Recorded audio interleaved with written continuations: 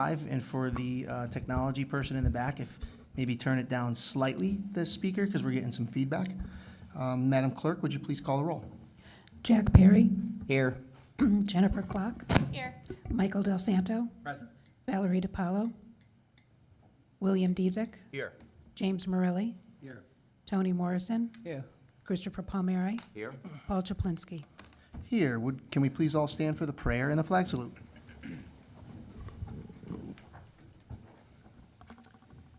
Heavenly Father, give us the ability this night to see past what is first apparent and into the very heart of issues that are presented.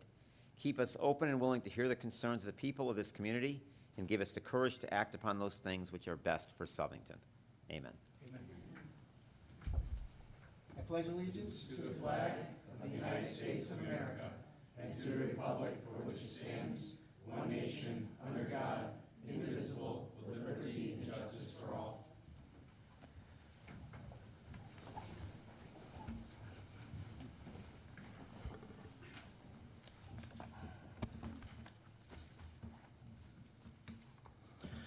Okay, thanks, everybody. I'm looking for a motion to approve the minutes from the regular town council meeting, September 22nd, 2025. I'll make a motion to approve. Second.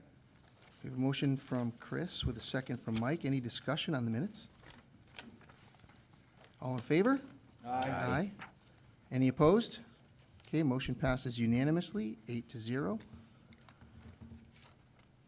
Item 3, councilperson communications. Before we kick that off, there's a couple items that we need to add to the agenda. So I'd like to ask somebody to make a motion, please, to add item F, America 250 Committee Report, under item 5, Report of Special Committees. I'll make a motion to do that, Mr. Chairman. Second. Motion and a second from Chris. Any discussion? All in favor? Aye. Any opposed? Motion passes unanimously, 8-0. Also need a motion to add item D, Winchester Estates mailbox location, under item D, Town Manager's Report and Communications. So moved. Motion, Mr. Chair. Motion from Chris and a second from Mr. Del Santo. Any discussion on that? All in favor? Aye. Aye. Any opposed? Okay, motion passes 8-0 to add those two agenda items. Why don't we open up councilperson communications? Anybody? Tony? Yeah, I'll go. Just a quick one. Obviously, we had a great time at the Apple Harvest Festival, but there was one disturbing incident which a resident sent us all a letter on, which was to do with the Chalkins in front of the town hall. We talked about this before. The Chalkins are free speech. To be perfectly honest, from my point of view, I don't really care what people say. I believe it reveals more about them. It reveals more about you when you say it than it does the insult you're trying to, you're trying to portray. But the resident had two good points. He said one of the comments his daughter didn't like because it was a comment that talked about violence. And the second thing, which I do have a problem with, is the fact that you can see some of those Chalkins here today, even though they were washed out by fire hoses and one of the biggest storms we've had this year. You can still read them, which means that they weren't just chalk. They were done with something else. And I think that sort of teeters over into vandalism, because they're going to be there for a while. So I'd like to the reason I'm suggesting it, even though we've talked about this before, is that we talk about maybe doing something like an ordinance to stop this behavior from happening again. And second point I've got is, on social media the last couple of weeks, I've seen comments about people who don't seem to understand that we actually have insurance. The town has municipal insurance that protects it from all kinds of things, one of which is legal cases. And people don't seem to understand that. So I wanted to make a statement from the dais that we do have. It's supplied by CIRMA, and it adequately covers all our needs. That's it. Thank you, Tony. And maybe for the town manager, since we're nearing the end of a term, there was a recommendation for an ordinance, so maybe for the next council, to consider whether they want to take up an ordinance regarding chalking. Next council can decide whether to take that to the ordinance committee if they have one. Okay, who else? Nobody? Okay, Jack? Thank you, Mr. Chair. So, as many of you know, I'm on the Historical Society Board of Directors, and we had a meeting last week, and we had a discussion on the 60th anniversary coming up for the Southern Historical Society. So, the Board of Directors wanted me to read this, and at the council meeting. So it says, "Greetings. The Southern Historical Society is pleased to bring to your attention that during the year of 2025, we are celebrating our 60th anniversary. In 1965, some interested members of the Southern Chamber of Commerce decided to organize a group of other interested people and form a historical society.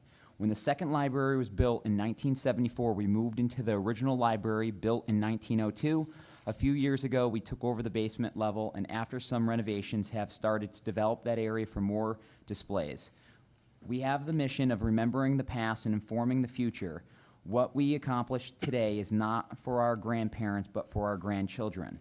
We hope that you will consider joining us during our open house on November 8th, 2025, from noon to 4 p.m. at the Museum Building, 239 Main Street, to help us mark this important historic anniversary. Sincerely, the Board of Directors, Southern Historical Society." So I would encourage all those that can come. I know my first time going into that building was in 2017.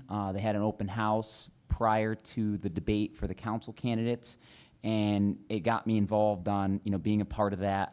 That's like a little museum of Southington. I would not call it a historical society. I look at it more as a museum of Southington. The things you see in there and the artifacts are amazing. So I would encourage those that haven't been to definitely show up and show your support and take a look at what we have to offer. Oh, sorry, what was the date on that, Councillor? November 8th. November, thank you. Jack, do you have that in an email that you could forward to the council? Yeah. We'll put that into the record. Yeah, and I'll forward the email as well. Appreciate that. Alex, this would be appropriate to put on the town's calendar, right? Absolutely. So maybe we can do that as well to let people know. It's open to the public, right, Jack? Yes, Thanks. yes, we're encouraging the public involvement, especially after COVID. We kind of hit a little lull there on, doing events and people, being there. So we have some ideas of, doing some maybe cocktail hours and stuff in the future as well, because that's one of, I think, 2 locations that we could do such a thing like that in the town. So we're trying to get more foot traffic in the doors and see kind of what we're doing, what our mission is.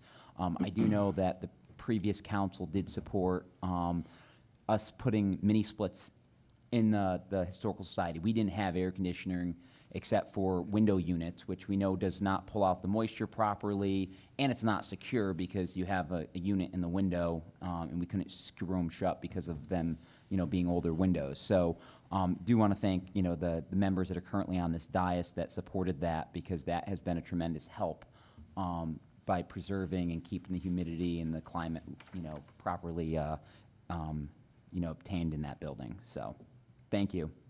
Wonderful. Thanks, Jack. Anybody else? Chris? A couple things.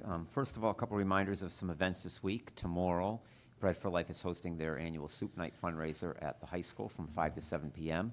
Although those tickets are pre-purchased in advance, just like to acknowledge and thank Bread for Life again for the contribution they make in our community.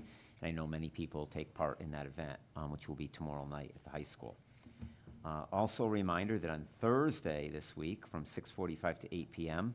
is the annual Red Ribbon Rally on the town green. That's where we stand together as a community to take a pledge against drugs and making poor choices and stand with our youth to support them. So again, that's Thursday, right on the town green from 6:45 to 8 p.m. As Tony mentioned, the apple harvest just concluded, so I'd be remiss if I did not just extend a couple thanks to actually quite a few people, but especially I'd like to thank Lara Nichols, who is our Assistant Festival Coordinator, and Melissa Kokoza, who is our Sponsor Coordinator and our Festival Coordinator, for all the work leading up to the festival. I'd like to thank all our civic groups. Many civic groups are a part of the festival, and hopefully the proceeds that they generate throughout the festival will help with investing back in our community throughout the year. So I want to thank all the civic groups for participating as well. Town departments, our police department, our fire department, our health department, finance department, Board of Education, highway, parks, recreation. Thank you to all of them. It is a community event, so it really takes all members of the community to come on out and support us. Our volunteers that manned our beverage booths, United Way that manned one of the beverage booths as well. Again, a huge thank you to everyone in the community that really came out and supported our festival this year, and hopefully everyone enjoyed their time over the last 2 weekends. And the last thing is we had a STEPS board meeting last week, so a couple updates to share with everyone. First of all, the state of Connecticut had their annual Connecticut Prevention Summit, and approximately 250 prevention professionals attend that. And 3 members of our own Southington Youth Council were recognized, and I know they were recognized at the Board of Education meeting I attended last week as well. So huge thanks to Ava LeBlanc, Jackie Liebler, and Katie Kavanaugh. They accepted the Prevention Impact Award. It was presented by the Department of Mental Health and Addiction Services Deputy Commissioner and Prevention Health Deputy Commissioner Colleen Harrington and Prevention and Health Promotion Division Director Sarju Shah. And it honors organizations that have expanded the reach and effectiveness of prevention efforts in the state of Connecticut. So that's a huge accomplishment for the 3 girls as members of our youth council. The same students at that event presented one of just 4 morning workshops during the summit. Their workshop was called From ABC to XYZ, Empowering Southington Youth Through Prevention, and told the story of their experiences as members of the 5th grade and middle school STEPS clubs, and how that prepared them to be leaders in prevention in high school. So overall, Southington was well represented at this workshop, so I'd like to thank them for that. And then finally, as we all know, we have an opening with our youth prevention coordinator position, so the job description is being reviewed, and the job should be posted in the near future. Thank you to the town manager for supporting the STEPS board with that, and again, that should be posted in the very near future. Thank you, Chris. Councilperson Communications, anybody else? Once, twice, good. Okay, Chris, first of all, thank you for your efforts on the apple harvest as well. You know, you've obviously had a long history with the apple harvest, so we appreciate all the work that you do there. Every time I go down there, and I was down there a lot this year, you're there.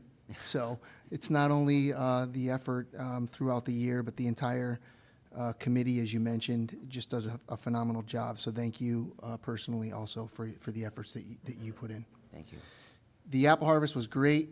Thanks to everybody. Hopefully, we met our goals. I know Sunday maybe was a little cut short, but I still saw some people out there. They were making it happen. So up until 3 o'clock-ish. So I think that's a testament to how great the festival is. That people continue to come out even when the weather is not so great. Thanks to the police and fire and EMS. You know, I had put this on social media.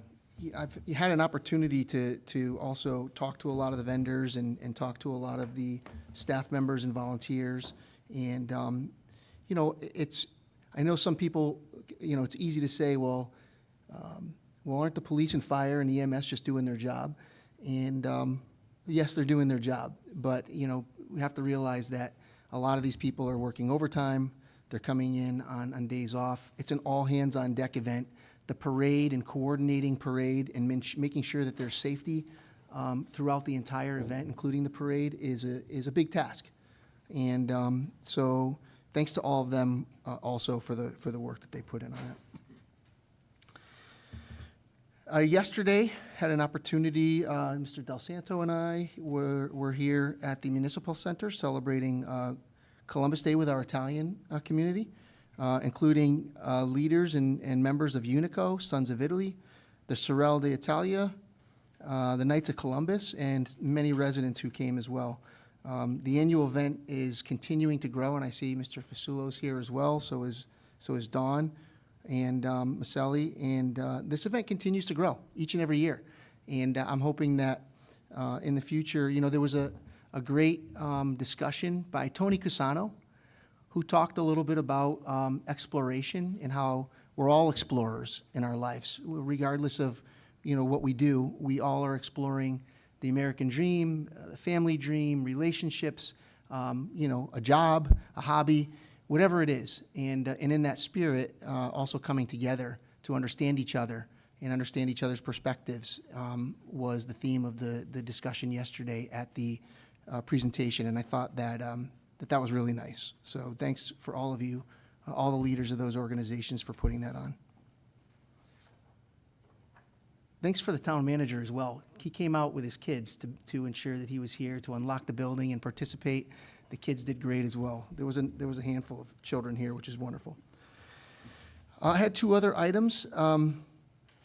We received some information, and last weekend I had the pleasure, and I see here Mr. Josh Serafino is here as well.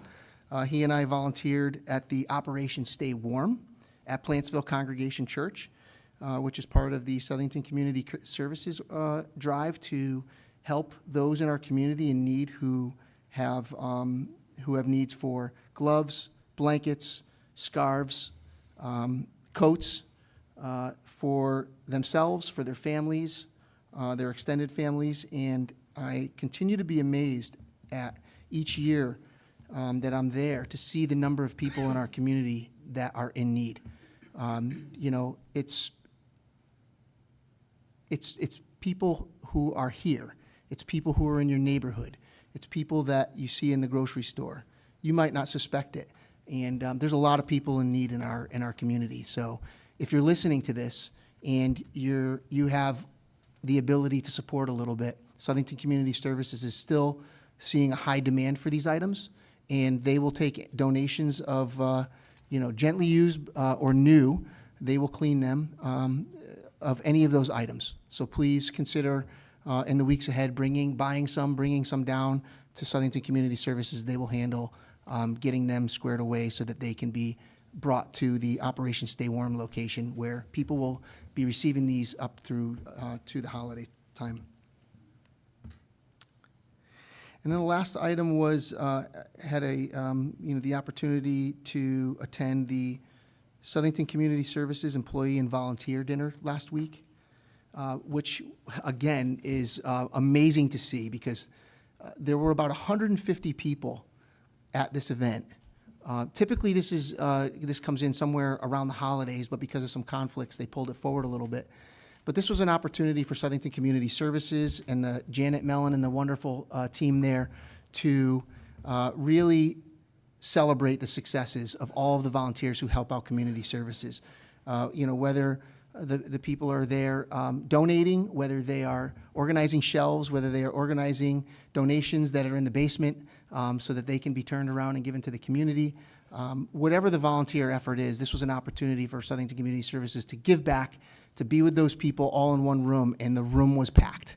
The calendar house was completely full, and that is just amazing to see. We hear it all the time, but volunteerism in our community and organizations like Southington Community Service really make our community so much better than many others that are out there. So thank you to all who attended that, and thank you to Southington Community Services for celebrating the people who are supporting them in the community. Okay.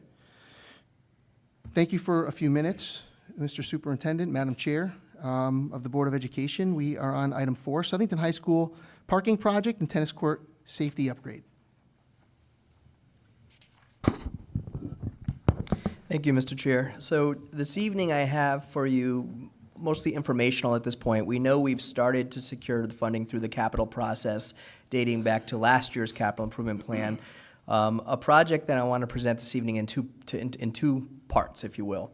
The first part being the tennis courts, and the second part being a parking lot proposal. I imagine there's some folks in surrounding streets from Southington High School very interested in a parking proposal, so let's share a little bit about that this evening. So the existing courts at Southington High School were installed in 2007. We have continually administered repairs to those tennis courts, but as you can see, there's continuous challenges associated with that. One area I know, Councilman Chaplinsky, one of your children played in, so you would sit on the sidewalk, but there's a retaining wall there that loves to put water right underneath the subsurface of the court, which causes a lot of shifting to occur continuously. We know we have seasonal changes so with some of the freezing and thawing that occurs, there's some shifting that occurs there as well. The original construction of the courts was asphalt, which is very different than what they use as part of today's industry standard, which we'll get to shortly. The annual repair costs, as they say, steady, but the problem that we have is for each repair, it lasts that much less time because the cracks are getting that much wider. And so the type of repair that we're doing isn't holding very long. So we're now nursing it from season to season at this point. And essentially after the season, I think you had residents in the past couple years from the summer, the Waiton Open, coming to meetings, at least our Board of Ed meetings, talking about not being able to use the courts in the summer. There is very limited spectator seating. It is somewhat of a landlocked facility.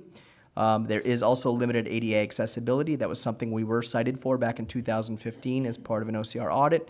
And there is no lighting up there currently. So for folks that would like to use it, even this time of year when it is nice, it's very limited in terms of the hours of the day they can use it.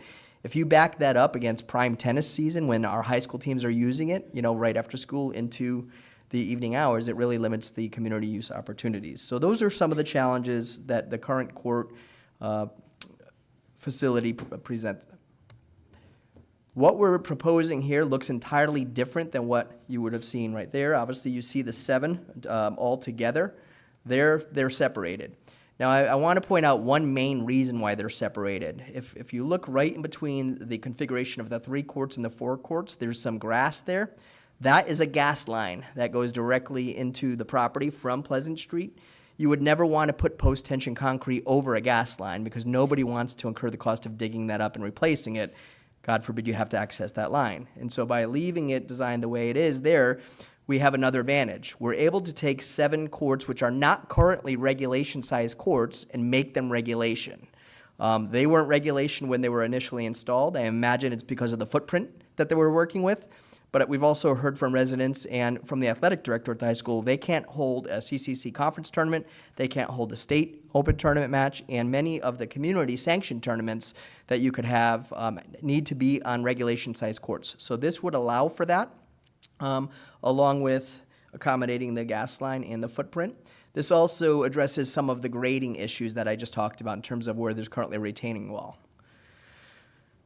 Some of the costs associated with this is going right down it. You can go from site preparation, the concrete slabs, post-tension concrete slabs. As you can see, it's not a small number. These are ranges because it depends on when we actually would go out to bid, what the cost of labor is at that point in time. But based on what we feel are very concrete estimates provided to us by Field Turf, who was the designer of this property, these are the different aspects of the project. The perimeter fencing and curbing is another example of having new fencing around the facility, which you would need to do because it's going to be a larger footprint. So all of the existing fencing that's around it would need to be removed and replaced. I did ask for a quote for pickleball court lines to be added there. If we were ever able to light that court, it could be another location for pickleball. I know that's popular in a lot of communities, and it's not a very expensive ad. Although one of the seniors at the high school said, please don't put lines on our tennis court, and he's on the tennis team, because it could get awfully confusing. But we'll address that when the time comes if that is an issue. I have seen configurations where it is done. As we talked about, the slope between the courts, and then obviously the project closeout. There are 2 alternates, and I think these are something we should consider if we're doing a complete facility overhaul. Part of the base install is the tennis court is for the lighting bases, so that you may not add it as part, initially as part of the project, but if the bases are there and we can fundraise, we may be able to add lighting. And the other part would be adding the entire tennis court lighting system onto itself. So it's the bases and then the lighting system, including running line in and running the power up, the LED, the light poles, and then powering it up. So that would all obviously be engineered according to specifications, you know, for the neighborhood that it's in. But that's your cost with the ad alternates. Now, what I will say is with the project total that we have there, 145 to 16, we do have half of that already appropriated through last year's capital improvement plan. So with the projection of appropriating the other half this year, so technically, if we stayed on course with just what we plan on investing through the capital improvement plan, we would have the funding to take on the tennis court projects. The reason why I'm bringing this to you in two parts is because, again, if we're doing major site work up there, I think it presents another opportunity.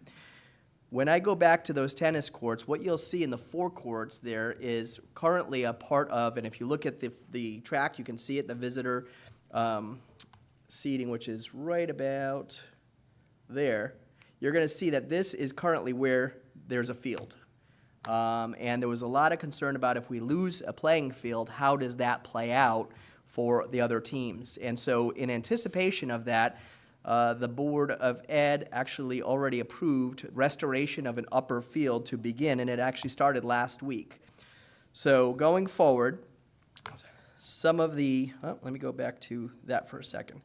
Right up here is the field right here that we're currently already restoring. For any of you who know the facility well, it's behind the varsity softball field. It's sometimes used for freshman JV games. It's also used for freshman JV soccer. That's always had a drainage challenge associated with it for a lot of reasons. There's some slope involved there with the neighborhood above it, and there's also some compacted soil. And so we're addressing the drainage and the compacted soil as we speak. There's actually a major machine that's up there that does some, it's called deep, was it sand tining? Sand mastering. Yeah, sand mastering, and it's pretty impressive if you haven't seen it up there, the work that they're doing. But the idea is to get the soil ready for growth so that it can, you know, both have the drainage and the aeration needed for proper growth and use in the spring, or if not, the spring next fall. We're doing that work right now on that site on purpose because if for some reason we're able to secure funding, whether that's through capital funding, whether that's through an appropriation out of the general fund, whether that's through bonding with the state, we've been talking actively with our Southington delegation and Representative Veach. If we can have the plans shovel ready and we're able to secure the funding, we'll be able to proceed, not having to wait on that upper field with fear of teams losing that lower field that's currently heavily used.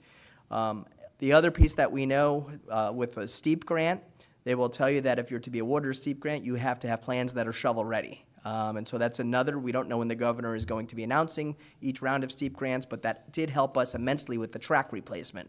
So again, we want to have all of this information ready and available. So as we look at the tennis courts, the next portion of the project that I want to share is the parking lot expansion.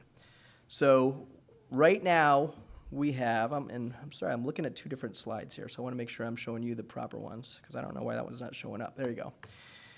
Right now at the parking lot expansion, this isn't a new problem. Anybody who lives around Southington High School or has had children attend Southington High School, you all have heard about the parking at the high school. We have limited student parking spaces at the high school, which causes neighborhood congestion on the surrounding streets. And that's even with the addition. I know a couple years back we expanded the high school parking lot a bit, and I'll talk a little bit about why that is still a challenge. Pleasant Street parking during school hours, quite honestly, I agree with it. I understand why we don't do it. If we had cars parked along the side, up on the curbing or sidewalk there, coupled with buses trying to pass through either on their way to DePaulo or Flanders or Hatton or leaving the high school, it creates a very narrow roadway during those hours. There is limited handicap parking near the far end of the athletic complex, and it was actually, I was at a celebration last year for a Billy Palmieri when he was getting a Man of the Year, and I happened to be sitting at a table with a grandparent. And he figured out who I was. He said, "You're the superintendent?" And I said, "Yes, I am." He said, "I want you to put a handicap sign at the softball fields." And I said, "Well, I can't personally just put signs up, but what we can do is we can look into what we can, do to help and add parking over there."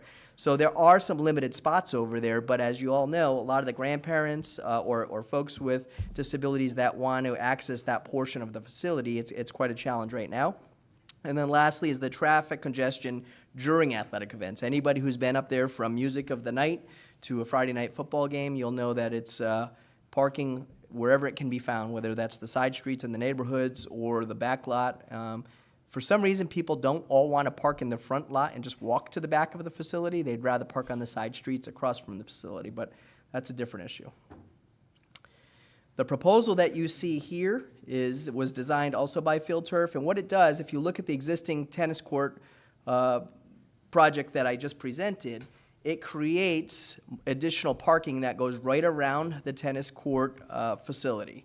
It's got a great flow in terms of traffic, the number of spots it can add, access to the both the upper field and the softball field. As you can see, the number of parking right over here. We do envision it to be one-way traffic flow, so you would go in one entrance and come all the way through and be going out another entrance. It is limited in the amount of curb cuts that are existing, so that there's not a lot of people trying to pull out left or right onto Pleasant Street, which also, creates congestion during athletic events. Some of the costs associated with the parking lot, and this is not a small number, the removal and demolition and civil prep of it, the site civil construction, obviously some field improvements that would need to occur, around, we're talking about walkways and things like that around the different portions of the athletic facility to make sure that we have access. There are some alternate upgrades, granite curbing would be something that would last a lot longer than paved curbing. Paved curbing, plows will take that right up. And then replacing the fencing, again, around the tennis courts in that portion of the athletic facility that we're talking about adding parking to, particularly along the backside of it over here. So, what do we have? What do we have already part that's been expended, and what's part of what do we have in reserves? So we already spent $29,500 as part of the project design for this. This is for the tennis courts and the parking. We actually put out an RFP multiple times. We both combined to do the parking design and the tennis court design, and then separate, and got neither until we came across Field Turf. The upper field restoration and added walkways to the tune of $140,600. That's already underway right now. And so what we're looking at in terms of the parking and access, we're looking at an entire budget of 3.4 to 3.9. That's with the tennis courts and the parking. If we look at the tennis courts year one funding and year two capital funding, you can see the 1,586. That's what I was referring to earlier in the presentation when I said we pretty much have the money to do the tennis courts. But what I'm asking us to consider is ways, while we're doing a major overhaul of the facility, to consider how much roughing of the work we can do. Even if we don't do the entire parking, if we can grade it and process it and get some of the roughing done and do it in phases, it'll go a long way towards that portion of the project. Again, with the ad alternates there. I think the final product for the community, what you'd have is a state-of-the-art tennis facility, finally allowing for conference and state tournament play, expanded community use with pickleball, increased ADA accessibility and senior citizen-friendly access to all of the complex facilities, definitely safer traffic patterns, and ample student and staff parking at the high school during school hours.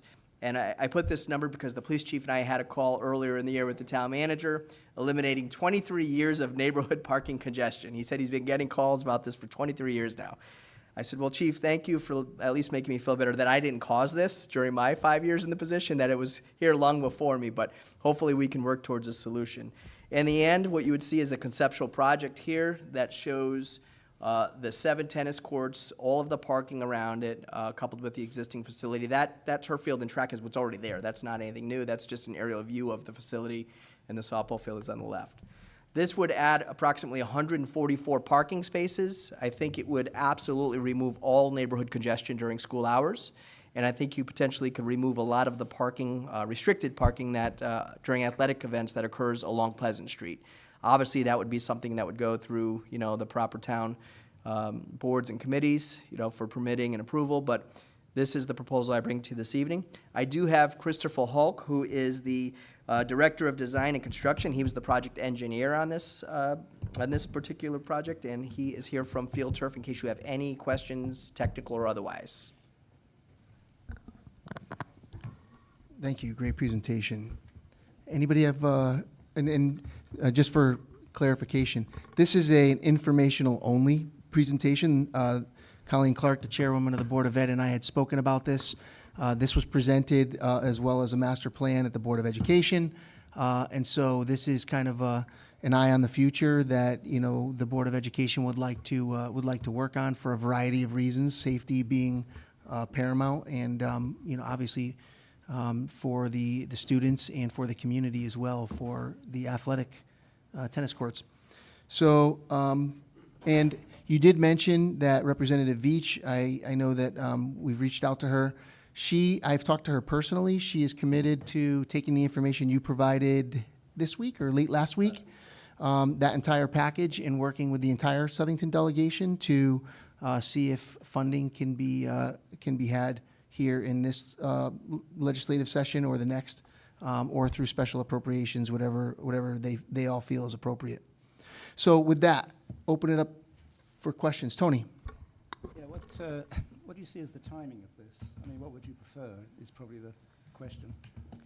Ideally, I mean, the tennis courts really can't wait past this, as soon as the tennis season ends this year. Well, we're going to need to break ground on that as soon as possible, because it'll take quite a while to get that entire project, the grading and the concrete cured and everything ready. And you say you have the money for that.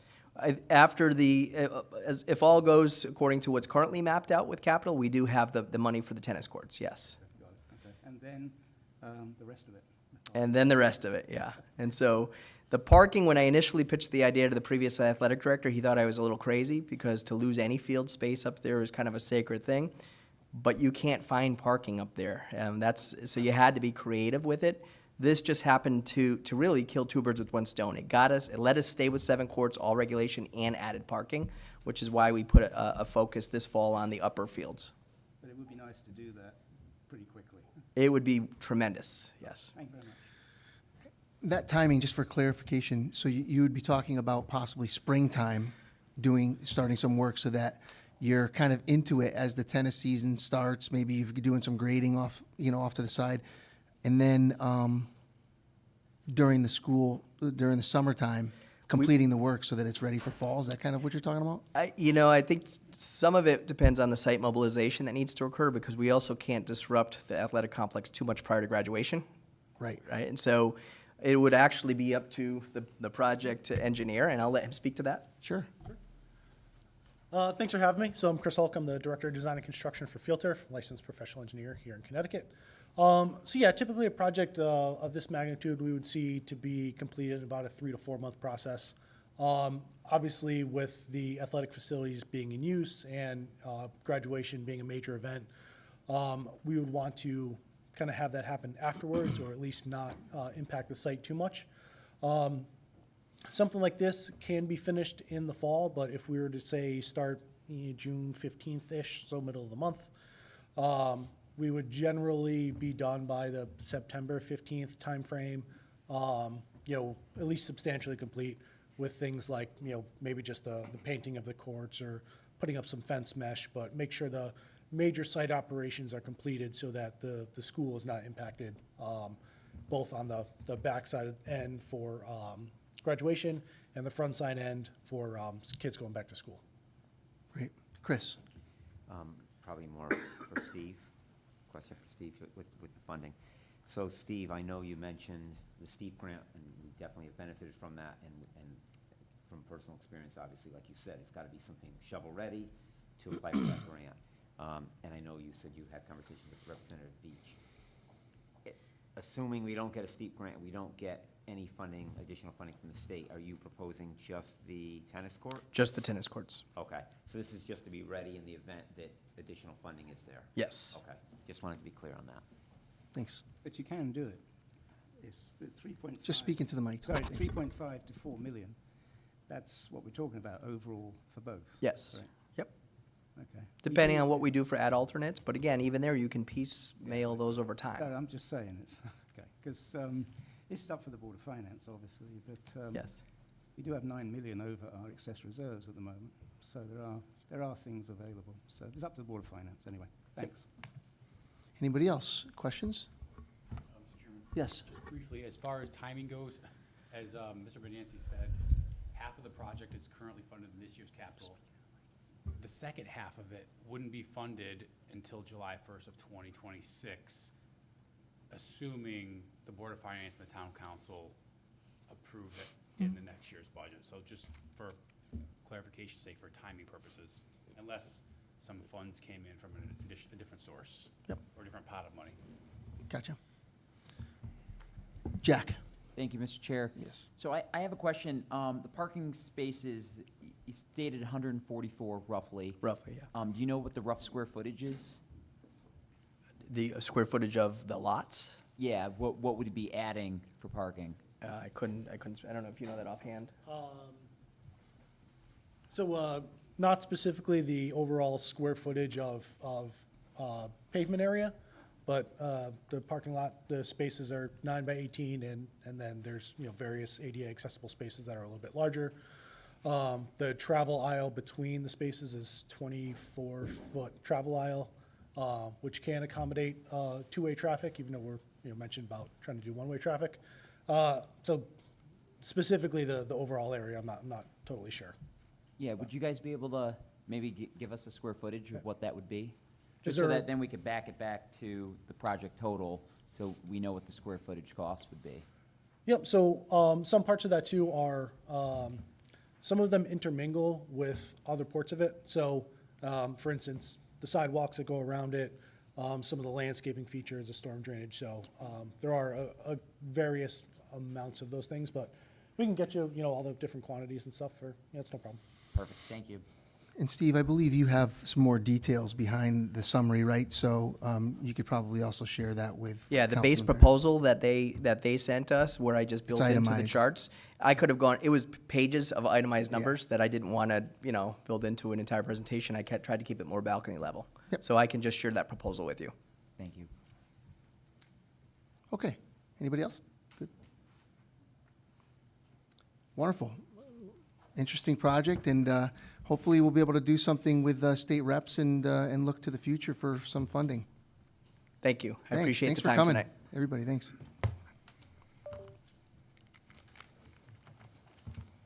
Okay, we're going to move on to item 5, reports of special committees. Item A, self-insurance. Oh, this will be quick. We didn't have a meeting in September. There wasn't enough people to have a meeting in September. Okay. Just want to make sure they're working. So no meeting on self-insurance. We're going to move, any questions on that? Okay, we're going to move on to item B, Public Works. Thank you, Mr. Chair. We had our meeting on Wednesday, October 1st. It was a fairly brief meeting. Couple of updates, though. The chief has been working hard. Southington Police been working hard on Berlin Street with the paving that's been going on. And obviously, the apple harvest was coming up just before our, right after our meeting. So we talked about that a little bit. And the new legislation began for the e-bikes around town. I know that's a little bit of trouble for some folks watching people ride around on these little motorized bikes. So all of that is, I believe he said he's going to put it up on the Southington Police website, but we can certainly make sure that's up on the Southington website as well if people want to read up on what the legislation was. A couple of more items was that it's leaf pickup time. I know we're going to talk about it later in Alex's report with regards to the bids, but we're kicking off leaf pickup. Zone 1 will start on November 3rd.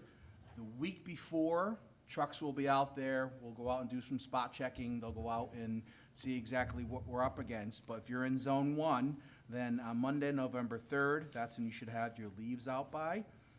And then each week after that will be another zone. All of this information is up on the town website. It has every road in town listed, so you can find out which zone you're in. It's all alphabetical. It's very user-friendly. And we mention every year, if the weather cooperates, we would possibly go back and do Zone 1 again after all 4 zones are picked up. And if the weather is stupendous, like in prior years, they were able to do more than just one zone. So it's going to have to be kind of word of mouth. They'll have information on the town website to update all of that. And the last thing I wanted to talk about on Saturday, November 8th in Bristol, there's going to be the household hazardous waste collection. There was some discussion as to whether or not Southington was going to participate in it, and in the end, the Public Works Committee unanimously said, yes, let's go ahead and do it. So Southington residents will be allowed to bring household hazardous waste collections November 8th in Bristol. And Vincent P. Kelly Road. All of this information, again, is on the Southington website. I will hand it in to the town clerk. Maybe she could put it, add it to part of the minutes for today. And that's all I have to report. Questions? Anybody have questions something, on Jack? Public Sorry. Works? Jim? Jack? No, I don't think you forgot anything.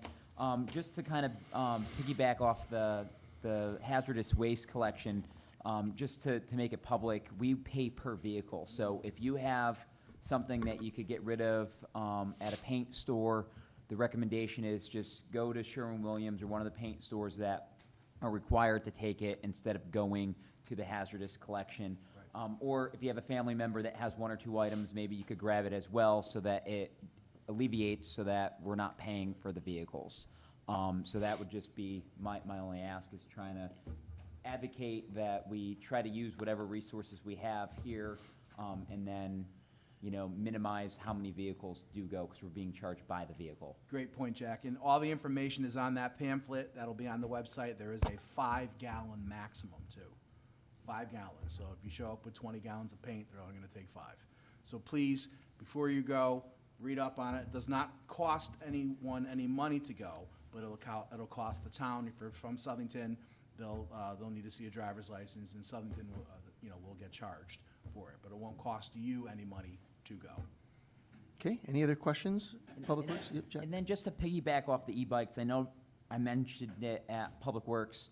I was at one of the elementary schools with my son on the playground, and the e-bikes, the kids are kids, right? I took my bike, on the playground when I was a kid, but now they're like motorized dirt bikes without a gas engine, and they were doing burnouts in the wood chips, which makes tripping hazards. So we may want to, now that the state legislation, I'm sure other municipalities may be starting to do ordinances of not allowing motorized bikes in some of the athletic fields areas, because they are, rutting them up. Alex, maybe let's add that as an ordinance to also for the next council. I know that the police chief has looked at this as well, so there's some familiarity. I would suggest a partnership with the police department to look at that in the future as well. Yeah, and maybe we get creative, see what other towns are doing. Maybe we, designate an area, for kids to be kids with e-bikes. I don't know. I just don't want to not let kids be kids. Obviously, we modernize, things are changing. Kind of like some towns have skate parks and stuff. Maybe there's a way that, they could still be kids without it being a hazard to others. Okay, In my thank you. observation, it's Thunderdome right now. It's kids, adults, motorbikes, mini bikes, and, I work in Meriden. They're driving on the streets, no license plates, ripping through stop signs. So it's, I don't know how we're going to reel it in, but. Okay. Any other questions for open space? I'm sorry, Public Works. Speaking of open space, item C, open space. Jen? Yes, okay, so we met on the 2nd, and first I want to thank all of our Open Space Committee members for all of their hard work. Chris, thank you so much, Tony as well. It's a wonderfully collaborative, one of many committees that we have in town. I'm so proud to work with everyone. Over the last 2 years, we focused on enhancements on our town-owned open space properties, and on the 7th, October 7th, I did give a presentation to our Planning and Zoning Commission on those enhancements and accomplishments. And so I'm so proud of this group. If anyone is interested to rewatch that meeting, it starts around 5 minutes in. But again, just want to really thank the committee for all of their work. And second, on the 19th of this month, we are hosting a community hike at Novik's Orchard, and that's going to be at 3:30 p.m., and that is to celebrate the new footbridge and hopefully watch a beautiful sunset. And I would be remiss if I did not thank Dave LaValle for all his hard work and all of his support. And that's it. Any questions for Jen on open space? If you're able and you have not hiked the Novik Orchard space, which has a trailhead on Flanders, you should definitely check it out. It's a really cool property. It's not a long hike, maybe 45 minutes to an hour, end to end. Nice place to go. Thanks, Jen. Item D, sewer, Tony. Yes, had a meeting earlier this month. 3 points. The first is there's a $1 million work order going out to begin our sewer lining work for this year, this fiscal year, that is. It's based on a $1.5 million that we've put aside for this project. The work will be done in Sectors 5, which is downtown and adjacent residential areas, Sector 6, which is the Plantsville village area, and Sector 7, which is the northeast area bordering Berlin. Major manhole repair is also going to be included, and so if you see the trucks around in those areas, that's what it's all about. Second thing, this is a big one, the approval for the PCB remediation at the sewer plant, which we've been working on for about 10 years. We've received approval from the EPA, and the final deep approval is pending. We've worked with Ty and Bond to, itemize the work needed for the PCB remediation, and so we have a planning and design services contract with them. They've added additional things that we believe will save money when the actual contract work is done. That includes additional sampling in order to see where the PCB, concentrations are, because we only have to, remediate a certain amount of PCB contamination. So we've added $49,000 to the project, which is now a not to exceed fee of $178,000. The bids will be sent out for the actual work to contractors, and the bids, as I said before, will be expensive. We have more than enough money in our sewer reserves to cover that. It's about $8.4 million we have. And the project probably be $2 to $3 million, most possibly. So it's definitely going to be funded, and we'll hope to do it next year. Last thing, the South End pump station generator. Staff has developed a plan for its to change it out. Obviously, you may have noticed this is down by the McDonald's building on Merrion and Waterbury. We had somebody essentially drove into the generator. McDonald's and we've got to replace it and replace also the railing around it as well to make sure it doesn't happen again. McDonald's have been great, corporate and local, to work with. Kovacs, who did the original generator install work, will also do the replacement work, and it'll probably cost about $90,000. And it has to be done pretty quickly because we're working without a generator at the moment. We're allowed to do that by DEEP, but essentially we really need this done. The cost is covered by $25,000 from the car owner's insurance. The $10,000 deductible by the town will have to cover that because the car owner has no assets to cover the deductible. And the rest is obviously by insurance from CIRMA that I made a comment about earlier. That's it, Mr. Chairman. Questions? Thank you. Any questions on sewer for Tony? Okay, hearing none, let's move on to item E. Chris, High School Roof Committee. Sure, it was a brief meeting, but a couple items took place. First of all, we approved invoices from CSW Energy. This was to get reimbursement from the state from the non-residential renewable energy solutions incentive program. And again, that was to CSW Energy for the high school project. But more importantly, the Department of Administrative Services has reviewed our plan. They'll be issuing once they approve, we're going to be issuing a bid for the solar project, and that will be for the design and installation of the solar and Southington High School roof. And the goal is to have the system fully operational by this summer of 2026, so by the end of next summer. Good stuff. How many schools now do we have that have solar panels on them, roughly? Kennedy DePaulo, the high school, South End. I think that's it, unless I'm slowing down. Making our way. Yeah, they're not on the roof. Those are ground, right? Okay. Any questions on the roof committee? Oh, Hatton as well. Hatton, that's right. That's a ground mount as well. Yep. Okay, any questions on the high school roof committee? Okay, hearing none, we're going to move on to the new agenda item under reports of special committees. Item F, America 250 Committee. Tony? Okay, not much to report, as it was more of a getting to know each other meeting. We invited folks from various institutions in town to tell us, communicate with us what projects they were doing, and for us to feed information back and forth. That took up most of the meeting. But there's a couple of things. Christina Volpe was outlining how we can leverage Southington's history in our celebration in terms of having walks through town and historical things around it. And I was interested in what Councillor Perry mentioned about the Southington Historical Society, which definitely do something there, and we need to reach out to them. In addition, we talked about a logo for Southington, which we're working on. Diane Thompson from SOCA suggested that she work with Christina to come up with more than just the logo, an overall look and feel for the Southington version of America 250. And so they'll be working on that. Finally, a couple of things. We will have a website.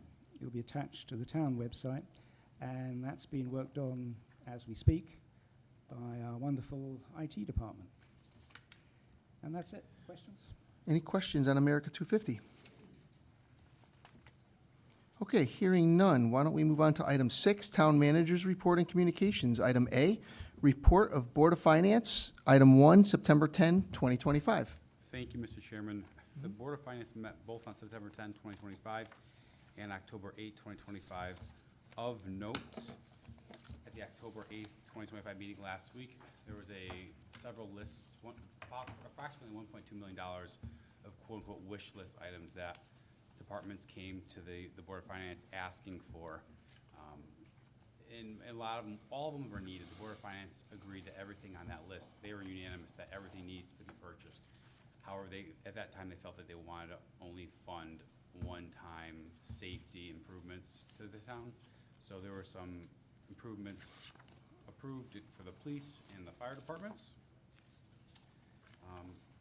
Of note, I just found out a few hours ago that the state of Connecticut also just approved closing out of the South End Elementary School bond project, or the grant project. This was a 2006 through 2010 project, which the town just started closing out a few months ago. Initially, the state was looking for $1.1 to $1.3 million of reimbursement to the town because of different issues. Happy to report that after we went back and forth for several weeks and dug out a bunch of old boxes and brought them a lot of documents, the state has signed off, Superintendent Mediancy signed off, and our finance director signed off, where this town will be getting $281,441 from the state of Connecticut for that 2010 project. So we're closing that out finally. So a lot of good news from the Board of Finance. Any questions? Any questions?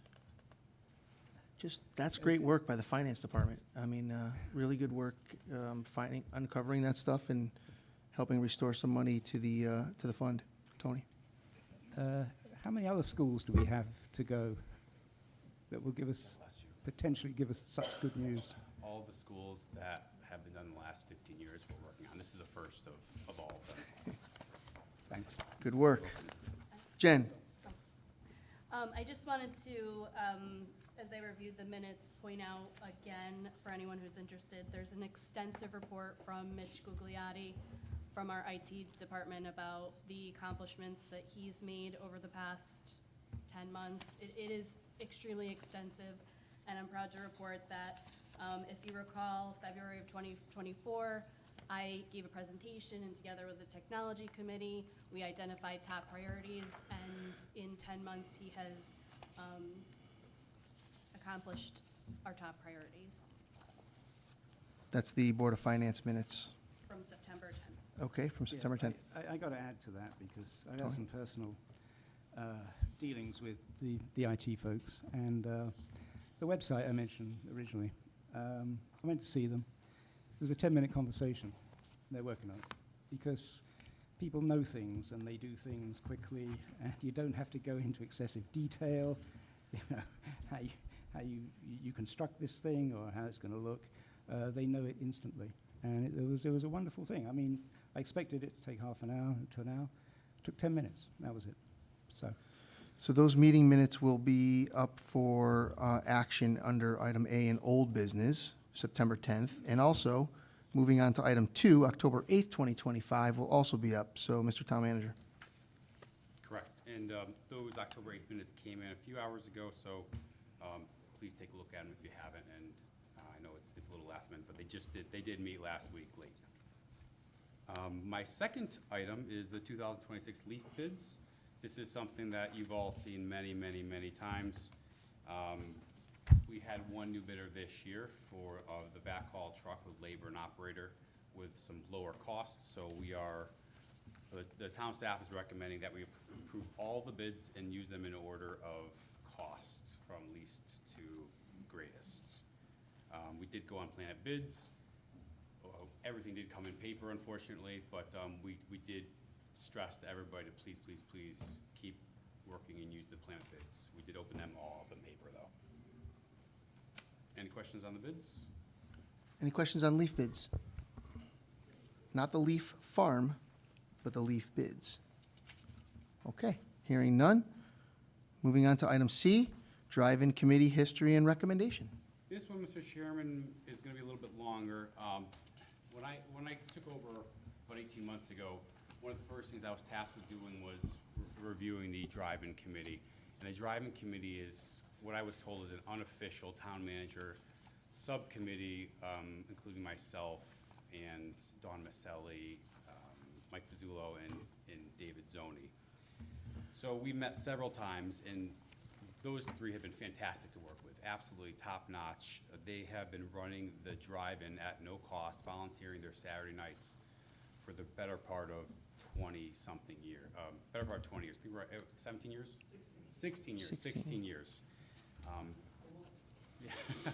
And one thing that we all spoke about was there was a two-layer system. So the drive-in committee, Mr. Fazzulo is a CPA, so he's got his checks and balances in order. And he provides us documentation. He does his own books. And then he provides all that information to the town staff and board of the finance department. They redo all the same information, then they put it on the town's books and then represent it, and it goes back and forth. And it's taking a lot of town staff time up. But the town also doesn't directly oversee it. So you may remember several years ago during COVID, the town was sued due to a concert that was held there, a virtual concert that was held there. There was no additional insurance. The town had to take on everything itself. So I was discussing with the drive-in committee and our finance department. We're thinking about ways to make it more self-sustainable, self-funding, and also alleviate some of the work for the finance department, some of the risk, not only for financial risk, but also liability risk as far as injuries and things of that nature. So we sat down several times, and I'm in full support of a solution. The finance department had a couple of asks if the town council wanted to entertain this idea, and those are outlined out in a memo for you. And the big ones really are, it's a term agreement where year to year, either party could terminate that agreement.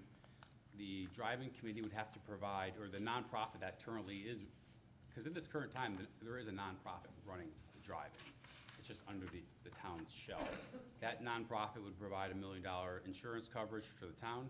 It would also continue to pay for the utilities at that site, and it would take care of any capital expenses. There is a budget that we have. There's a little kitty in there too that we could provide some of those capital improvements, but all in all, it's really to try to help a nonprofit run it on their own, keep the town from having to duplicate their work, and really it's to help start a succession plan so this can go for another 16 years. Because right now, I don't think there is a succession plan lined up. So it's here for discussion under old business.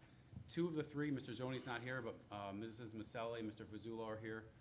If there are any questions or additional information, I also provided the last 5 years of financials from 2021 to 2025. That's in your packet. The other thing you want to note is the revenues are not closed out for the year because they have, I believe, one more event. It's a trunk or treat event, and we'll give them some free advertising. October 25th, it's a Saturday. It's a very family-friendly event. So the financials are not shut out for 2025, but they're looking very good.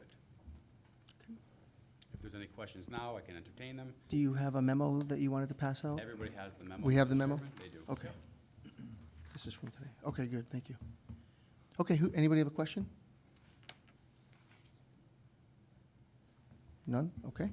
And Mr. Uh, Chairman, unless you have a question, sir. No, I was just going to ask Mr. Fasulo or Mrs. Maselli, did you want to make any presentation or statements, or? Okay. Sounds good. Anybody have questions? Anybody have questions? From the dais? Anybody have questions for them or for the town manager? This will come up in old business. So we can also, if you don't mind sticking around, we can also take it up at that point when we go into discussion there. And Mr. Chairman, the last item is, like you stated, the Winchester Estates post office issue.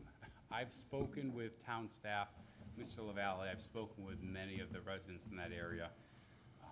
My plan, as we sit here today, is to meet with Mr. Lovely, town staff, and determine a location through the Planning and Zoning Commission and the planning office that is satisfactory to not just the post office, but also the residents in that neighborhood. My friends in there, I grew up there, I understand the nature of the cars and turning over there, so it is a very, very important issue. But as we stand today, we plan on meeting with Mr. Lovely, town staff, to look at a couple other areas that will be a little bit more appropriate for everybody in the neighborhood of Winchester and the neighborhood of Churchill. I plan to be able to report back at our next meeting. Okay. Any questions for the town manager? Chris? Just a comment, because I know all of us in the council have received quite a few emails about this issue, so obviously we're doing what we can to support the residents. And Alex, through our conversation, just to reiterate, right now, no decision definitively has been made for where it's going right now, and you're gonna work with them to come up with the location. Correct, there's never been a definitive decision Okay. made from the town's point of view. There's been ideas, but yeah, we will work to select a location that we believe the post office will approve and that the residents will be happier about. Right, I just wanted to make that point, because I know we've gotten a lot of information too, but again, no decision has been made yet. Correct. And I thank you for working with the town staff to come up with The the best post location. office has not also approved any location, so nothing has been approved. Perfect, thank you. You're welcome. Anybody else have questions on that? Okay, I had, Chris, you and I know, we've talked about this. We submitted a request to Congressman Larson's office, where we had to reach out to a number of people to get information about timelines, events, from applicants, from residents, information from the Postal Service. That timeline and all of the details was submitted to Congressman Larson's office. At the federal level, he and his office petitioned the Postmaster General's office and tried to get the ruling overturned. Seems as though this policy came out, some time ago, but the communication doesn't seem to have made it to the town some way, somehow. I'm also aware that there's similar activities in other towns, other municipalities having similar issues, so unsure where the issue lies. I did reach out to Mr. Lovely today. After receiving some of the emails over the weekend, I reached out to him today and asked if he was willing to meet with town staff, and if, in his mind, as you said, Chris, if a location was concrete in his perspective, and he indicated that he is more than willing and more than happy to work with town staff.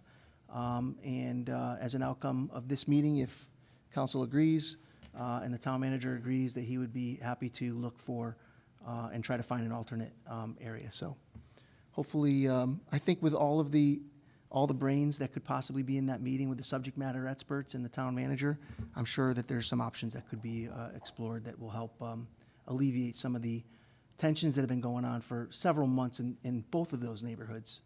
Absolutely. It's a really difficult situation, so We appreciate everybody providing details, providing background.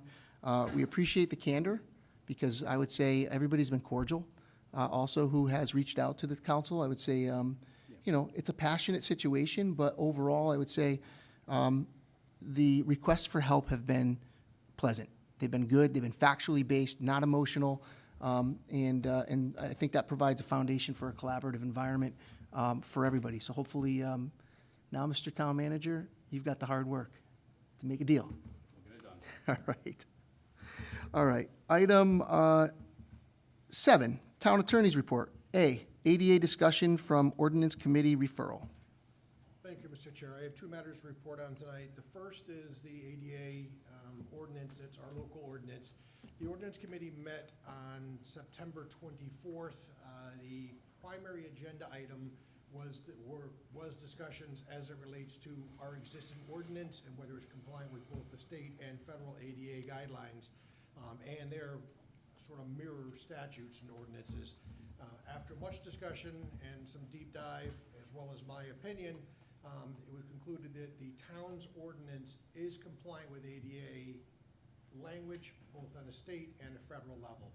Now, I know there have been some concerns in the past with regard to access and items like that, but that's beyond the scope of what the Ordinance Committee can do. The objective was to determine whether or not changes need to be made and whether it's compliant with the necessary laws as they dictate.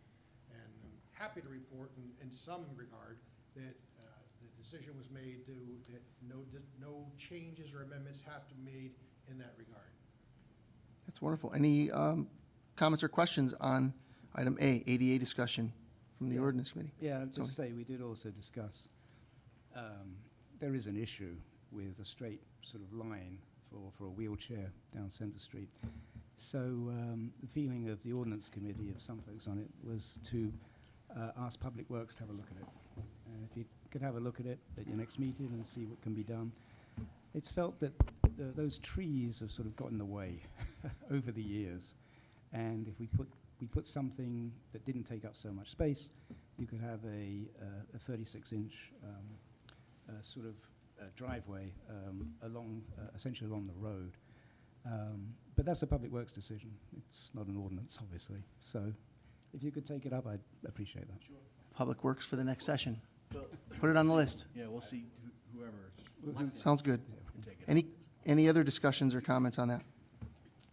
Okay, hearing none. Item B for the town attorney, firefighters' tax abatement. This is a follow-up to some of the previous work you've done. Yes, this is a follow-up. As the council may remember, I was asked to give a legal opinion on the town charter, section 28-17A, as it relates to tax abatements for, in particular, EMS and firefighters, volunteer firefighters. I provided, and the council has a copy. I've also asked the chairman to make it a part of the record from this evening. I did provide a legal opinion. It is my opinion that historically the town has given stipends in the same amount, it was $2,000, as opposed to providing an actual abatement. As I put in my memo, the difference between an abatement and a stipend is, generally speaking, a stipend is a taxable payment. And as a result of that, the individuals receiving it will likely, although there are exceptions to every rule, have a taxable consequence to that $2,000, as opposed to the abatement, which is more deemed a rebate than it is a reduction in taxable income, and therefore not deemed taxable. It's my recommendation, as I put in my summary, that the town should begin using the term that's actually in the ordinance, and that is abatement as opposed to stipend. Thank you. Now, there are some additional questions as to whether or not individuals that don't own property or can't take full advantage of that $2,000 stipend slash, I'm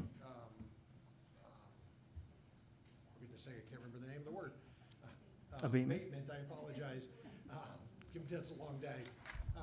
Is whether or not that can be utilized in either a third-person capacity or any other manner.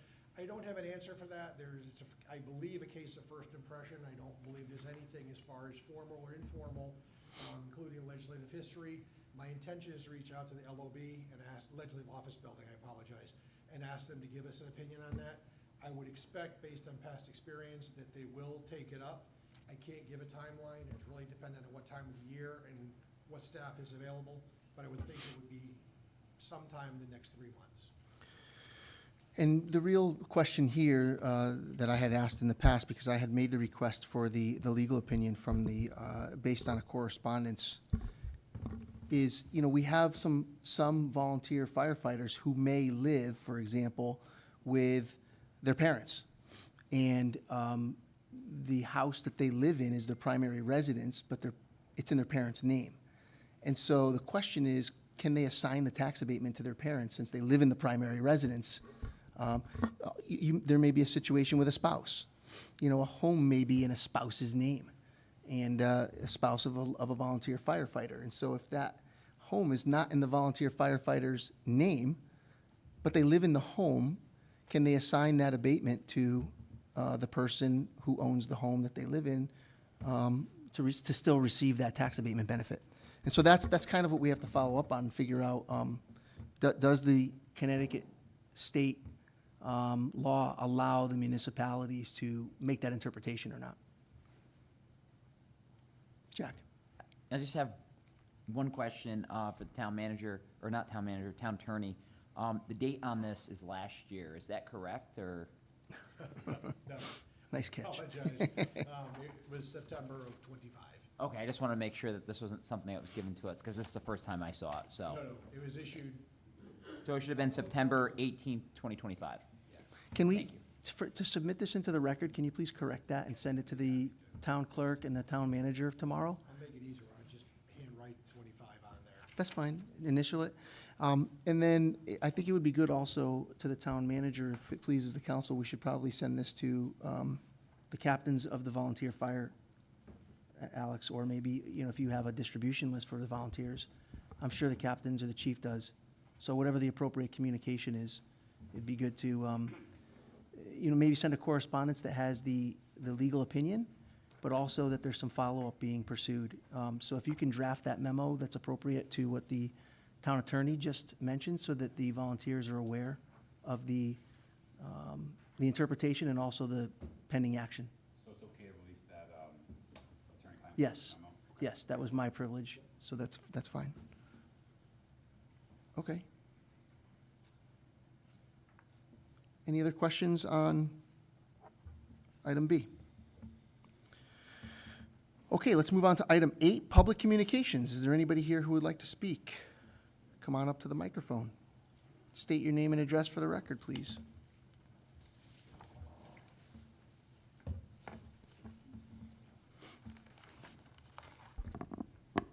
Not that tall. Jill Frigola, 39 Swix Farm Road, Plantsville. I'm here tonight to address the post on Southington Talks by Councilman Morrison after the last town council meeting, where he stated specific reasons for employees leaving. He wrote under statement number 3, and I quote, "Both ex-employees, for example, who spoke at last night's meeting, mentioned they did not like the new technology changes to their work and retired because of it." That's a lie. I have never stated why I left. I only stated why I did not leave, and I did not leave because of MERS. And I do find it shameful that I have to come up here and defend myself again. It's just wrong. So if something's going to be posted, at least get the facts right, please, and don't put lies on the posts, because it's not fair to the ones of us who come up here and have the courage to say something that maybe nobody else wants to hear. Thank you for your time. Thank you, Ms. Frigola. Anybody else? Please.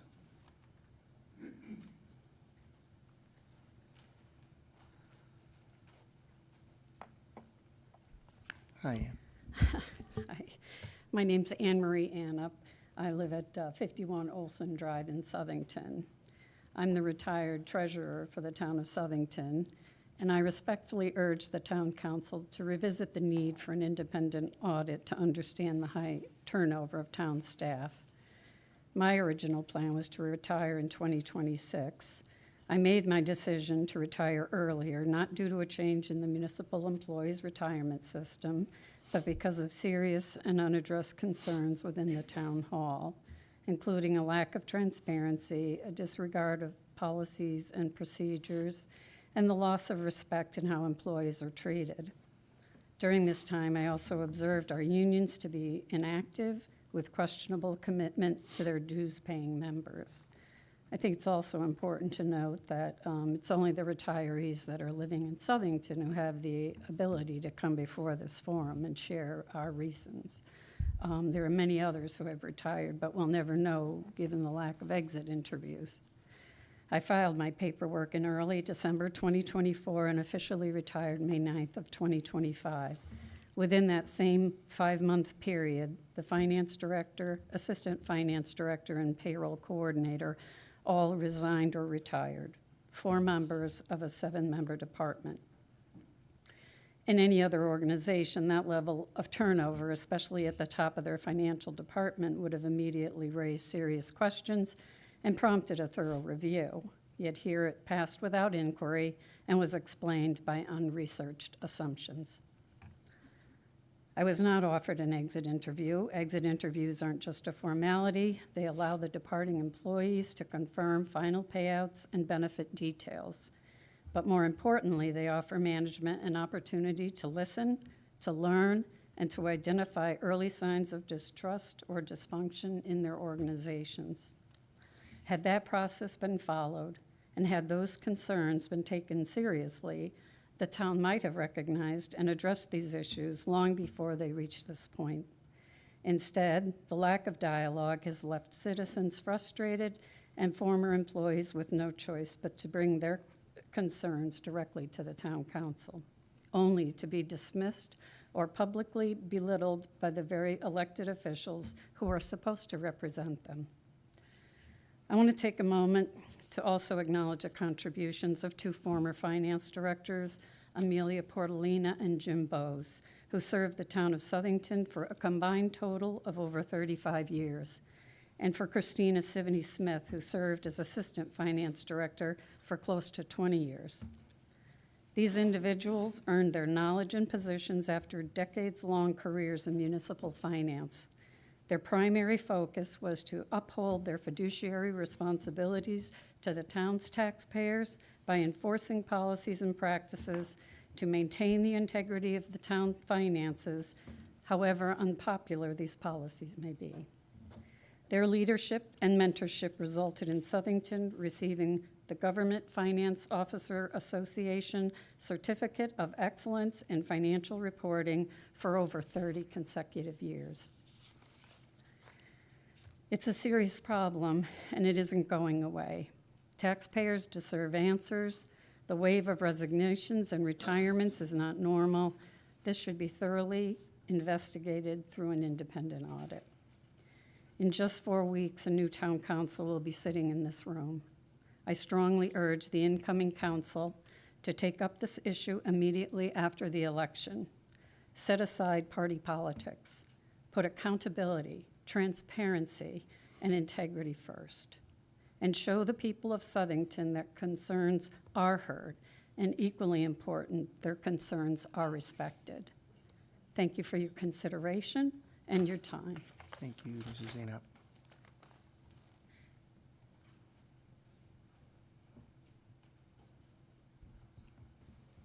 Come on up and state your name and address for the record, please. Good evening. Good evening. My name is John Patterson. I live at 150 Churchill Street, and I'm the reason that your mailboxes have filled up of late. So thank you for just a couple of moments, Mr. Chairman and council members. And also, I want to start off by saying thank you for your efforts with Congressman Larson's office. And I say that on behalf of the Winchester Estates neighborhood as well. They've gone through 2 years of real challenges, having to go to the post office every day for their mail. I still don't understand the decision. I don't agree with the decision. I think it's a silly rule, but it is what it is. We are where we are, and now we have to figure out how to move forward. But thank you, Mr. Chairman and Mr. Palmieri. I know you spent a lot of time with that, so that's really appreciated. And that showed us a lot that you took that step to try to do something, because it seemed like they've been kind of struggling for a couple of years without any real direction. So again, thank you. I also want to thank you for introducing into tonight's agenda the subject of what we all brought to your attention. Again, I apologize for all the emails that you got, but I'm glad that you did get them because we wanted to make sure that this is something that is addressed properly. We got the feeling, and I have some, I'll use the term, sources within the Winchester Estates development that keep me in the loop, and it just seemed like this mailbox unit was going to be installed kind of under the cover of darkness without anyone being involved with it. So we thank you for putting it on the agenda. And I could go through all the reasons that I wanted to talk about, whose fault it is, where we could potentially put it. But at this state, if you're going to talk about it and we're going to do this the right way, there's really no need to do that. But I do want to read the last paragraph because I do think this is important. And that is, you know, I think some of the folks in Winchester Estates feel that we in the Churchill neighborhood don't like them because they're there. There was a lot of pushback with that development even going in.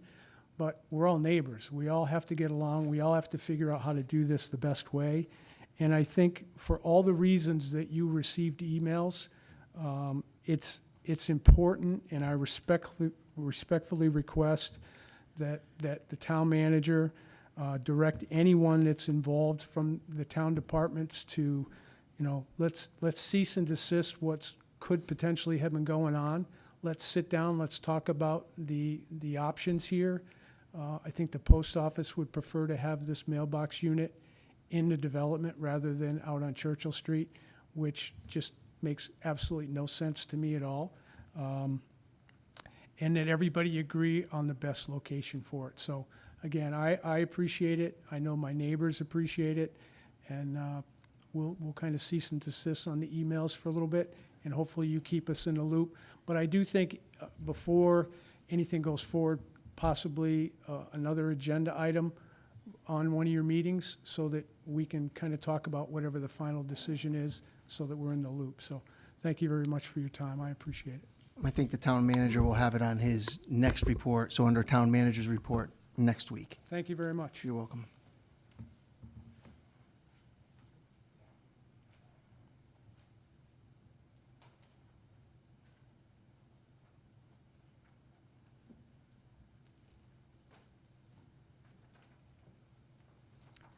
Susan Zabahansky, 28 Working Street. First, I want to thank Dawn Maselli and Mike Fazzulo for the wonderful job they do at the drive-in, and I think they run a fine establishment. You guys know I'm part of Friends of Southington Animal Control, and we benefit from the work that they do there, so it's a great job. Now on to the serious things. You guys know I'm always here talking about money, and I want to kind of thank the Board of Finance for putting a halt to the wish list, which I think is a bad terminology to begin with, and just kind of really looking at it and scrutinizing it, because I think it's an injustice to the whole process of the budget, to everybody presenting a budget and then items being erased from the budget to make it look like our taxes are a certain amount, and then adding these things back in as wish lists with revenue that's from the taxpayers. I mean, bottom line, when you have all this extra revenue, it's coming from taxpayer money. And I really think it should be scrutinized and not just kind of put out as a wish list. So I'm glad some of those things were taken out and are going to be put back into a proper budget and then voted on as it should be. I think it's a slippery slope when we continue to do that. I know it was done last year, and I request that as a taxpayer, it's not done. There's a lot of things that are needs and not wants that many departments don't put in their budget. And so I think we should really be cautious of that procedural thing. You know, I know we have excess money in the rainy day fund, but should be used on one time like needs, not just wish lists. The same thing applies with kind of the tennis court situation and the parking lot situation at the high school. I mean, we know that all these fields were put into a referendum, and it was a big referendum that got voted down. And I think kind of to slide these things in under the amount that needs to go to referendum is it's ingenuous to the taxpayer. So I just ask that we be really cautious when we do stuff like that. Thank you. Thank you, Sue.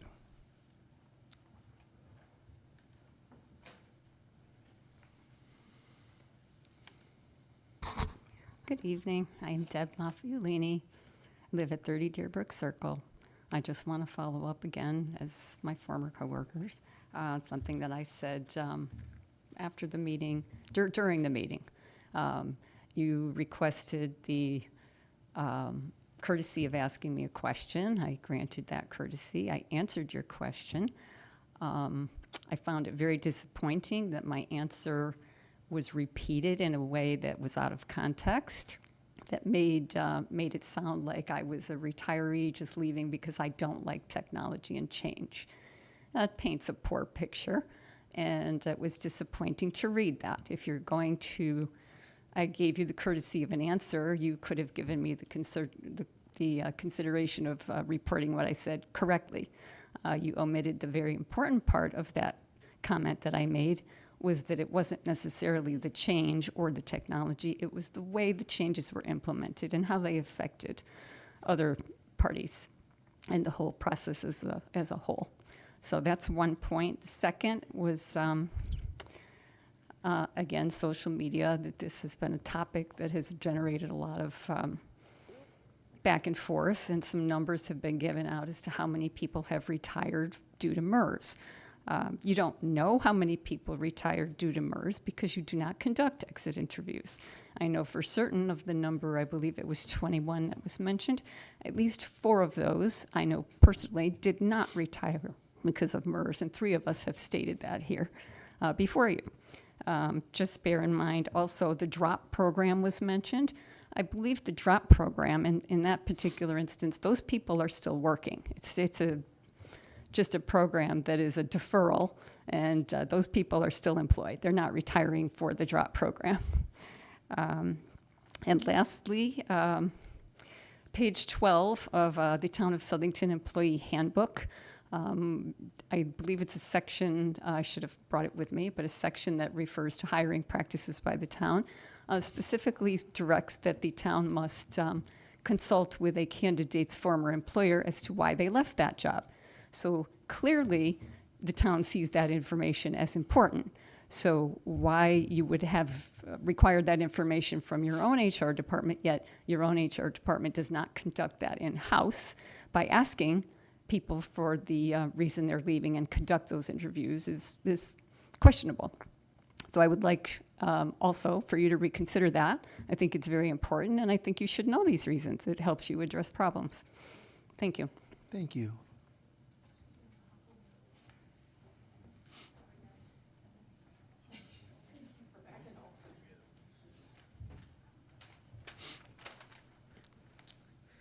Hi, Pat Tavalazzi, 99 Westbrook Road, Plantsville, Connecticut. I want to thank the board for all they do. They work hard for this town. Not everybody's always going to be happy. I've learned my lessons in 5 years. What makes some happy won't make someone else happy. I am not here to say things against what has happened in the town as far as these employees, but from what I understand, they're from every walk, their municipality, their town workers, whatever tax departments, wherever they're all from. They have unions, some of them, that back them. It has been my experience as a union vice president for many, many years that if there's an issue, you bring forward a grievance. You can get it to arbitration. You can get it to there, or you can take your package and leave. A lot of times when new stuff comes, people don't like it. And I've always had to sit on both sides of that. It was hard for me as an employee trying to deal with that, but also as a vice president of a union trying to keep people happy that brought forward complaints. Legitimate complaints, but also newness. Mark showed a great guy, but Mark was kind of on his way out the door to Alex, come in. He had new things, new technology, new ideas. He has to bring this town up to date. Sometimes people don't like that. Let me give you an example. When Hartford Healthcare decided to run a program called EPIC, people were crashing and burning. They couldn't handle it. We watched 30 nurses walk out the door. I don't want to do this. This is too hard. And they just either went for another job or retired. I got that close, but I had to train them. It was very difficult to have my own feelings with this, wanting to drop the ball every single day. But what I'm saying is that new things are challenging. Exit interviews, as a boss myself, you can ask for. They're not always given. You can ask for them. If you don't get one, you say, I want an exit interview. There are many things you can do. You can go to your unions. You can make a grievance. I don't like what's happening. I'm bringing this forward. And I think, if I'm not mistaken, the municipalities have that backing. I'm not sure how the town does it. But it gets people out of their comfort zone, and they don't like it. What I see, being an older person myself, I'm 63, is that the old folks will be the first one out the door. They don't want to try the new technology. They don't want to be bothered with it. They don't want to learn change. They don't want to move forward into the future. I fought it myself. I argued with the people I worked with. I said, why are we doing this? You're going to lose people. But as I watched it unroll and I watched what it did to move us forward, I realized it was a necessity. So I'm here to say that there are many things to be done. You can ask for an extra interview if you don't get one. Please do, because you deserve it if you want it. But you got to get out of your comfort zone. And sometimes it's change. I didn't like my new boss. Oh my God. God knows, we butted heads. But it is what it is. You can work constructively together to make change, or you can leave. And I don't know how many did. I don't have any statistics. I don't know who they are. I'm just up here to represent and say, I've been in the situation on both sides of this, and there's so many things to do. And I want to say thank you to the town and I want to say thank you to Alex. This town's had a rough ride. It's in a rocky year. It's an election year. So many things are going on. I think you guys are handling it with your chins up, and I think you're doing a great job and the best job you can do with the cards you're dealt to move this town forward. So I thank you. Okay. Anybody else who would like to speak?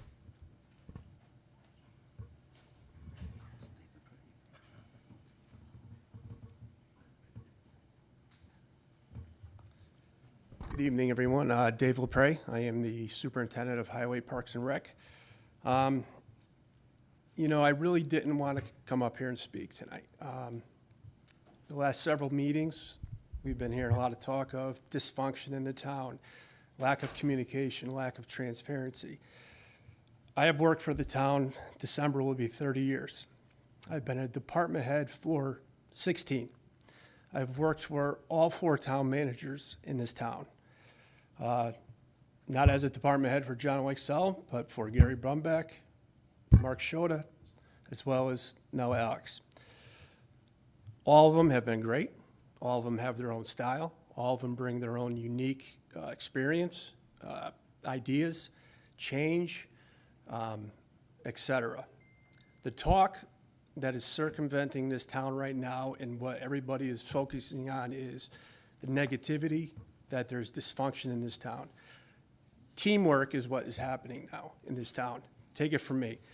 I work with a staff of 35 plus. We work daily with every department. It is encouraged that all departments work together. That is happening now. Change is happening now. Change isn't easy. Change isn't easy for me, probably isn't for most of these people, all of us here. You have to adapt to it. You have to work together as a team. If you don't, it's not going to work. That is being stressed now. That is being communicated now through all department heads, all town staff. And I invite every one of you guys and women, please visit my department. Come up to the highway department. Come talk to my staff. See how things are going. Visit town hall. See the departments. Go talk to the staff. See how things are going in this town. By far, it is running. There are hiccups. Don't get me wrong. Paychecks. Implemented to make things more efficient. It is being more efficient. It is taking time. All department heads, myself, have been implemented change. It's not easy. It isn't easy. It takes time. We all have to work together at it. There are people, and I'm not going to mention any names. I mean, I've heard of many folks over the last 2 years with CMERS. I've been in a union, part of a union, I am not now, that have discussed retiring for 2 years now. Some have left, some are. Why they left, it's up in the air. But this town is not dysfunctional. There is not dysfunction in Town Hall. There is not dysfunction in the municipal center, the highway department, the engineering department. I can go through them all. There are challenges that we all face. We are working together as a team, every department. Alex is encouraging that. All department heads are encouraging that. It was mentioned by the last individual. If there are issues with something that's going on, what you're feeling, you're not happy with things, you go to your department head first. From there, if you're not happy, you can go to the town manager, you got your union, everyone is in a union, go to your union. Is that happening? I don't think it is. And if it was a problem, that should have been brought through those channels directly. That didn't happen from what I'm hearing. I'm here to say, and I'm proud to be working for this town. I've dedicated 30 years. Staff that is currently working here is dedicated, is committed, and we are working efficiently, effectively for all residents of this town. That is our goal. Thank you. Thank you, Dave. Dave, thanks for all you do for the town. We appreciate it. And thanks to your entire team as well. Anybody else like to speak during public communications?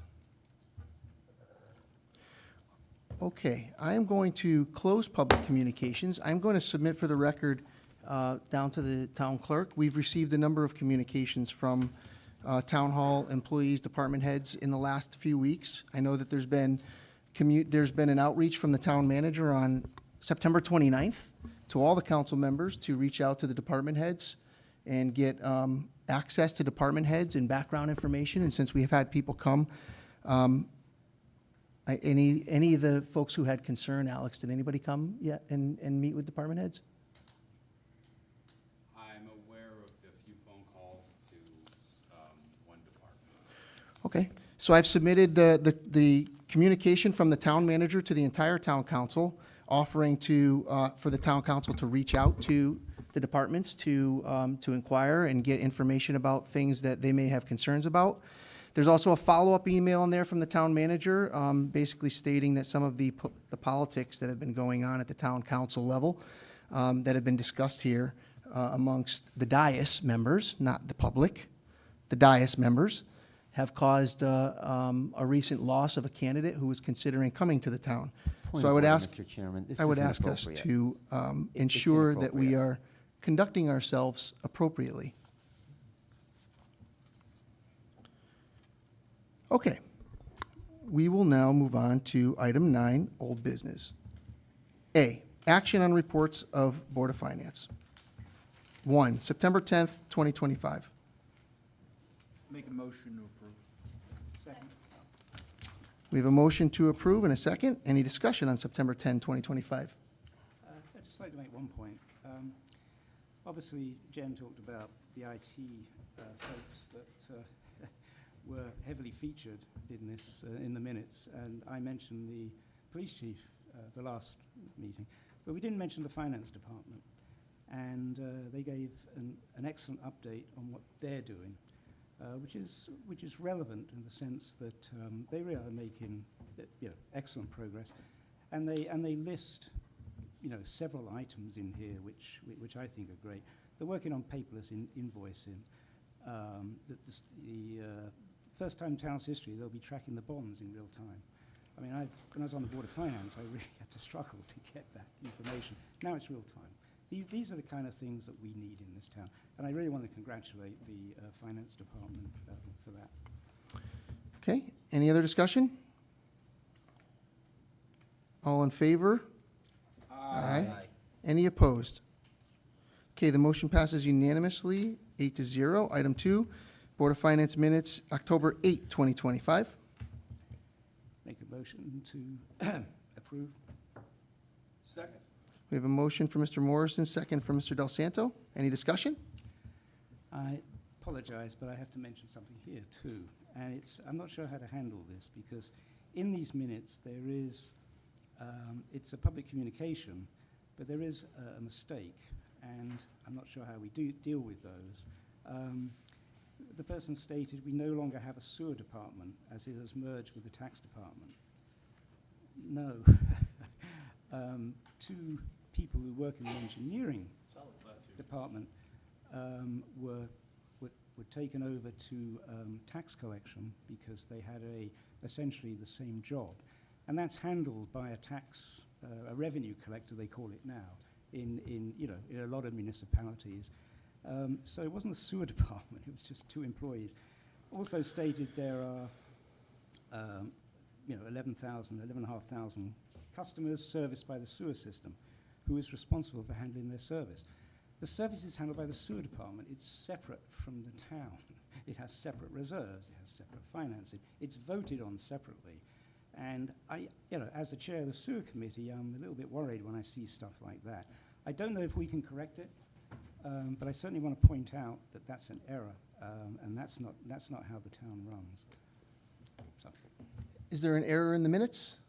there's an error in the minutes. Do you But wanna it's nice to amend me, the this- minutes? This is the public communications. Right, okay. I'd like to amend that to state that this is not correct. It's not how the sewer department works.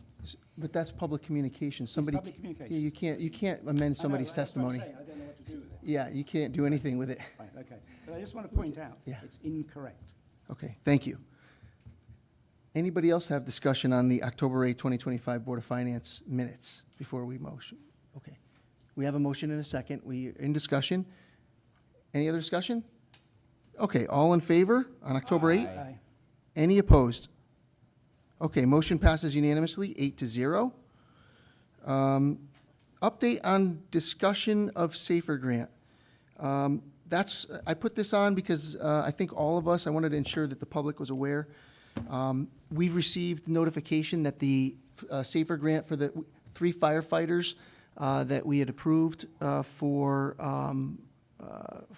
to apply for the SAFER grant and reapproved for the reduction in the anticipated SAFER grant amount was denied. So the federal government did not choose Southington this time for the SAFER grant for those 3 firefighters. We still have the approval in the budget for the 1 firefighter. I had an opportunity to speak with the Chief Lee. I also spoke with the chair of the Board of Fire Commissioners and the chair of the Board of Finance. We all agreed that that Chief Lee was going to work with the Board of Fire Commissioners to put a proposal together on how to move forward in the absence of the SAFER grant. My understanding is that occurred last week at the Board of Fire Commissioners, and this is now something that will be in front of the Board of Finance at their upcoming meeting, whenever the next one is scheduled. So more to come on that. If it goes to the Board of Finance and goes and passes through there, this council or the future council may have this topic taken up for action once the Board of Finance looks at it. So they want to see if they can somehow hire the 3 more that they would have hired from the safety grant in another way by doing, say, cost stuff to their budget. Is that what's going on? Well, I don't want to put words in people's mouth, but I can tell you that the discussion that I had with Chief Lee and the Board of Fire Commissioners Chair and the Board of Finance Chair independently, the discussions independently, everybody's working to look to see what levers they may be able to pull, including the chief looking at how he may be able to contribute to the cause from a financial perspective from his budget. So I don't know the outcome of that at this point, but that's a topic for discussion in the future. Yep. Thanks. Jack. Yes, Mr. Chair. So going back, way back, we talked about this. We had that independent study done. I know that the fire department, showed up, the union, they advocated, they stated they needed more. We presented 4, even though I think the number was 7. And now here we are kind of in a hard spot that we didn't take, and plan for the worst. We planned for the best, and it's still understaffing the fire department based on what that report was that was presented to the council with that study. So I only have one more meeting of the council, but I would love for the town manager to continue this conversation and look at staffing levels going forward. And I think it's very irresponsible to plan for a grant when it comes to safety. We don't do it with our police department. We shouldn't be doing it with our fire department. Thank you. Thank you, Mr. Perry. Anybody else? Okay, so far, I think there's a strong collaborative approach between the town manager and the fire department and the other boards. So we're looking forward to the recommendation coming forward. Okay, item C, action on 2026 leaf bids. Mr. Chair, I'll make a motion to approve the leaf bids as presented by the town attorney. I'm sorry, the town manager. We have a motion for Mr. Del Santo, second for Mr. Morelli. Tuesday stuff. Any discussion? Just one additional point. Please. We talked during Mike's report. The other thing that's important for residents to know, from November 7th to December 12th, we open our Friday hours for brush drop-off as well. So starting on November 7th, it's noon, the hours are noon to 4 on Fridays as well. So residents, I know a lot of residents like taking advantage of that as well. That's in the press release as well, but just want to make sure that's out there in the public. Wonderful. Thank you, Chris. Any other discussions on the leaf bids? Okay, hearing none. All in favor of the 2026 leaf bids? Aye. Anybody opposed? Don't you use 2025 leaf bids? They're for this year. Sorry, it says 2026 in our agenda, so. So we will ensure that we make the proper notation that this is 2025 leaf bids. It could be into 2026, though, depending on the weather. Tachio thinks it's 24. And since these, and if it's okay, why don't we call the roll on this again, since they are bids? Madam Clerk, let's call the roll on it. And since we're still, I guess, discussion. Sure, why not? It's to approve all of them and the most effective, I guess, price, because I know one of them includes labor, and then we don't have to do a temp. So we're gonna do the most cost-effective fashion Yes. on the using of the subcontract. Each one, yep. Thank you for the clarification. Madam Clerk? Perry? Yes. Clock? Yes. Del Santo? Yes. Dietzick? Yes. Morelli? Yes. Morrison? Yes. Palmieri? Yes. Chaplinsky? Yes, motion passes unanimously, 8-0. Item D, action on drive-in committee recommendation. The information is in your packet. Mr. Chair, I'll make a motion to approve what the town manager discussed earlier about allowing Mrs. Maselli, Mr. Pizzulo, and Mr. Zoni to kind of take over things. They've been doing the job swimmingly over the last 16 years, As presented. as presented. Understood. Second. We have a motion and a second. Open for discussion. Mr. Chair, I'd just like to ask either of you to say what you think of it, because we've heard, from our side, but I really want to, I think this is great. It's fantastic. I want to make sure that you think exactly the same way. Was there a question in there? Yes, this question is, can I hear from you what you think of it? What you think of this proposal? Of the proposal? Well, it's something we've wanted for a long time. To expand on what Alex said, there is a duplication of efforts here. I do my thing because I need to, so we can determine what we have to put into the property, what we can donate. But beyond that, we are in between the finance department and anybody that needs to get paid. And it's a burden on us. I got to get 3 signatures according to town policy and procedures. It's not always easy to get 3 signatures on every invoice that has to be paid because Dawn's not in town, can never find Zoni. But it's not always easy. And if it's a reimbursement, I got to submit, I can't even submit an invoice I print from the Home Depot website. It's got to be the original. It's got to be, I have to show where my credit card was. There's a lot of paperwork that goes into it, and we're volunteers. We don't get paid for this. So moving it to us would alleviate a lot of that because from our end, we wouldn't have to do as much paperwork because if we run it through our nonprofit, the only people I have to answer to is the Internal Revenue Service. And I'm okay with that because we're completely above the board. We don't do anything that is not appropriate. So it would alleviate some of the townspeople work, but it would take a big burden off of us as well. So we've wanted it for a long time. I think it's a good idea. And I hope the proposal goes through as is. You got anything? Well, I would just add that I liken it to what's happening right now with some other nonprofits. One of them, I'm also involved with, SOCA, Southington Community Cultural Arts. You know, for $1, they rent our town building, we maintain it, we provide wonderful activities and programming for our community. Well, that's the same here at the drive-in. Instead of a $1 lease fee, we pay the utilities and have been for 16 years down there for the summer months, all of the summer months.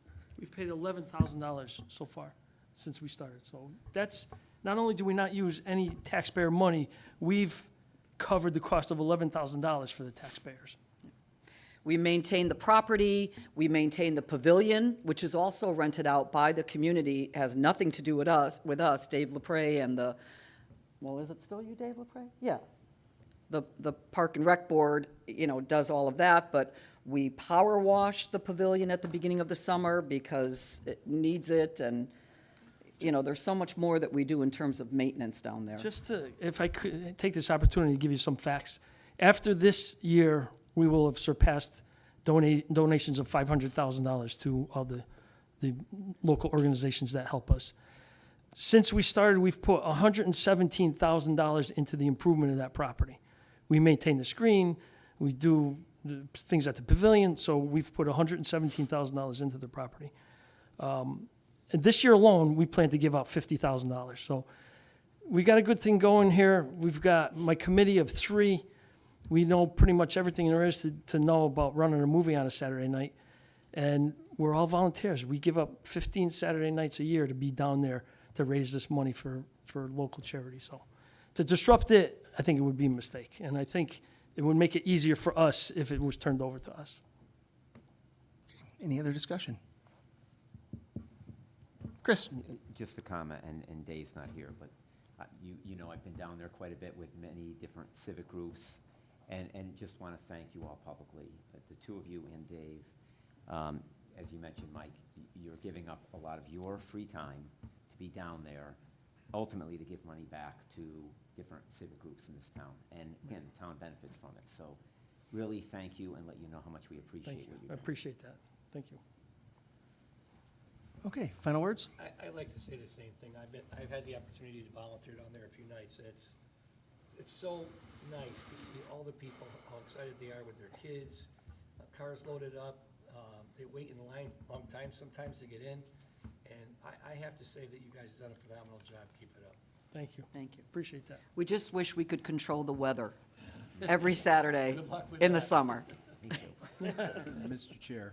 Yes, Not to Mr. Del Santo. belabor it, but people like Mike and Dawn and Dave, without them, it's empty down there on Saturday night. I was able to reap the rewards. I have an 18-year-old and a 17-year-old. We've been going there for 16 years. And it reminds me every time we go, when I was a kid, going to see Rocky II, you know what I mean, at the drive-in with my parents, and a couple of bad movies too, but don't tell them my dad or mom. But, you know, without you guys, we wouldn't have this. And that's the original intent for doing this, okay? And you said it earlier, why disrupt it? Don't upset the apple cart. We have 3 volunteers that want to work, which is very difficult to get in these days. So I thank you for everything you do, and I'm on board 1,000,000% for you guys to take this over. One more comment. The reason we like it to be all volunteers is because it allows us to raise as much money as we can. We don't, we keep our expenses to a minimum, only the necessities. We don't have to pay somebody to do our job, so it allows us to give out as much as possible.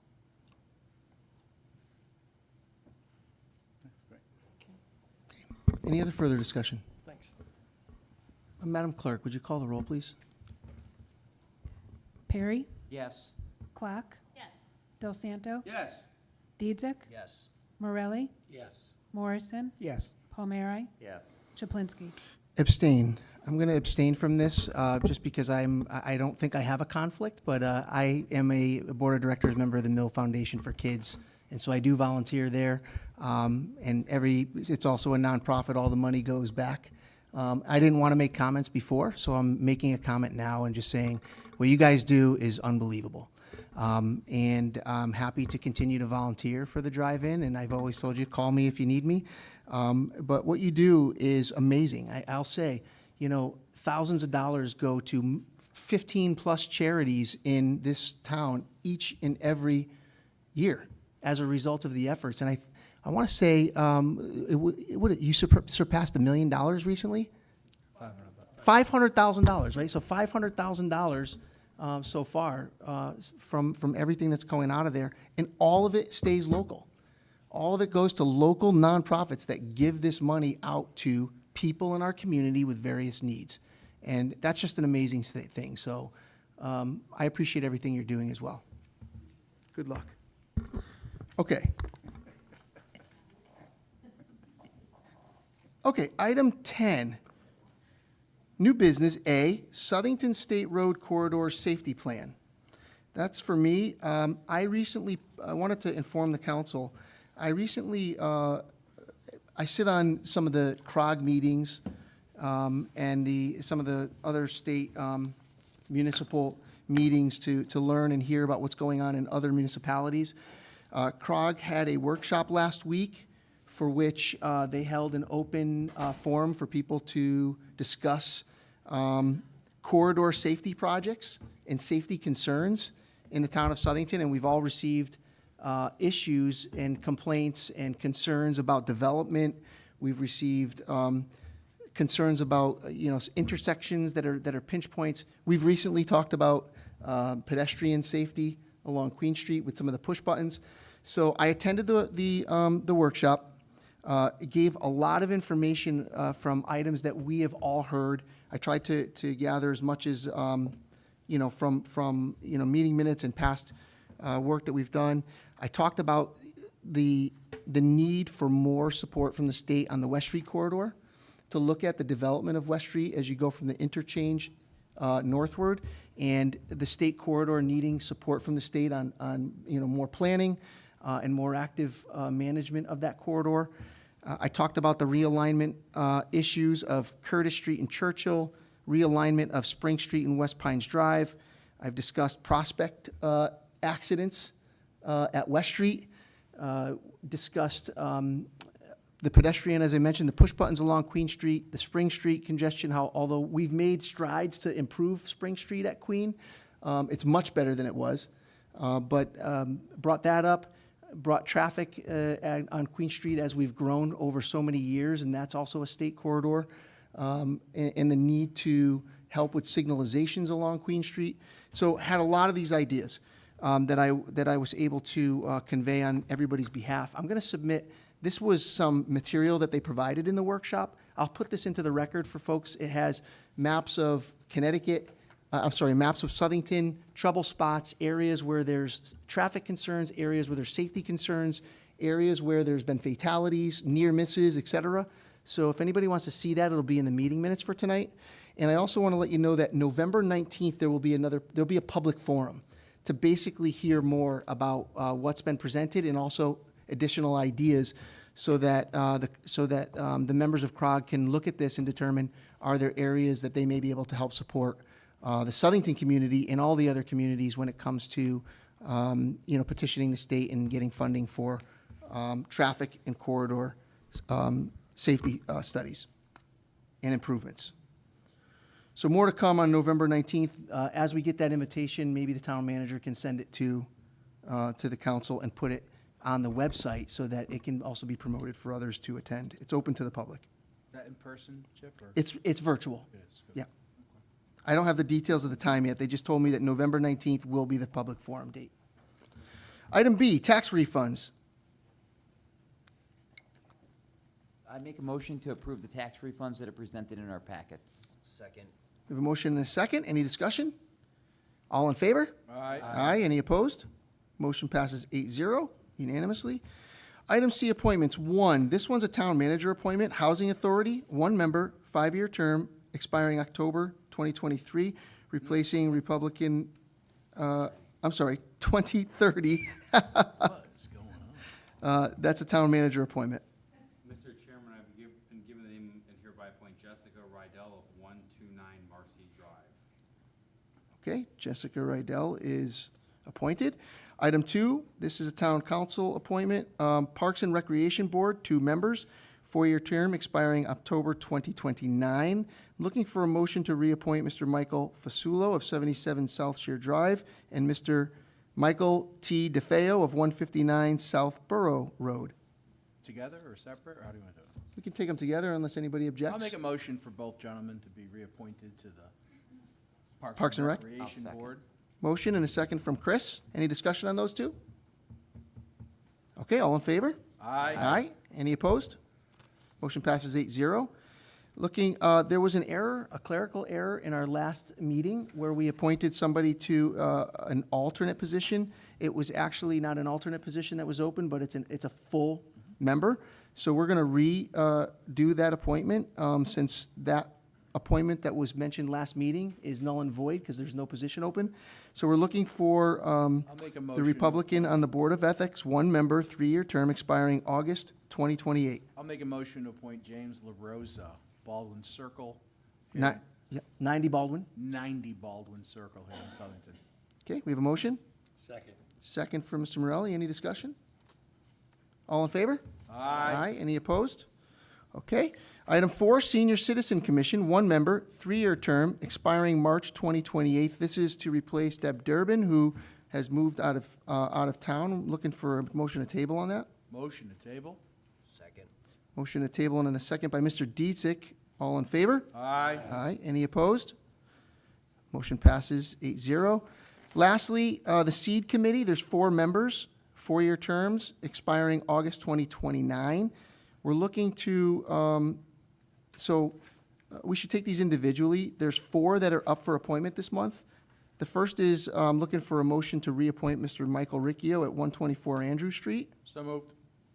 Second. We have a motion and a second from Mr. Morrison. Any discussion on that? Okay, before we, Mr. Ricchio is the business representative on SEED for a Republican business representative there.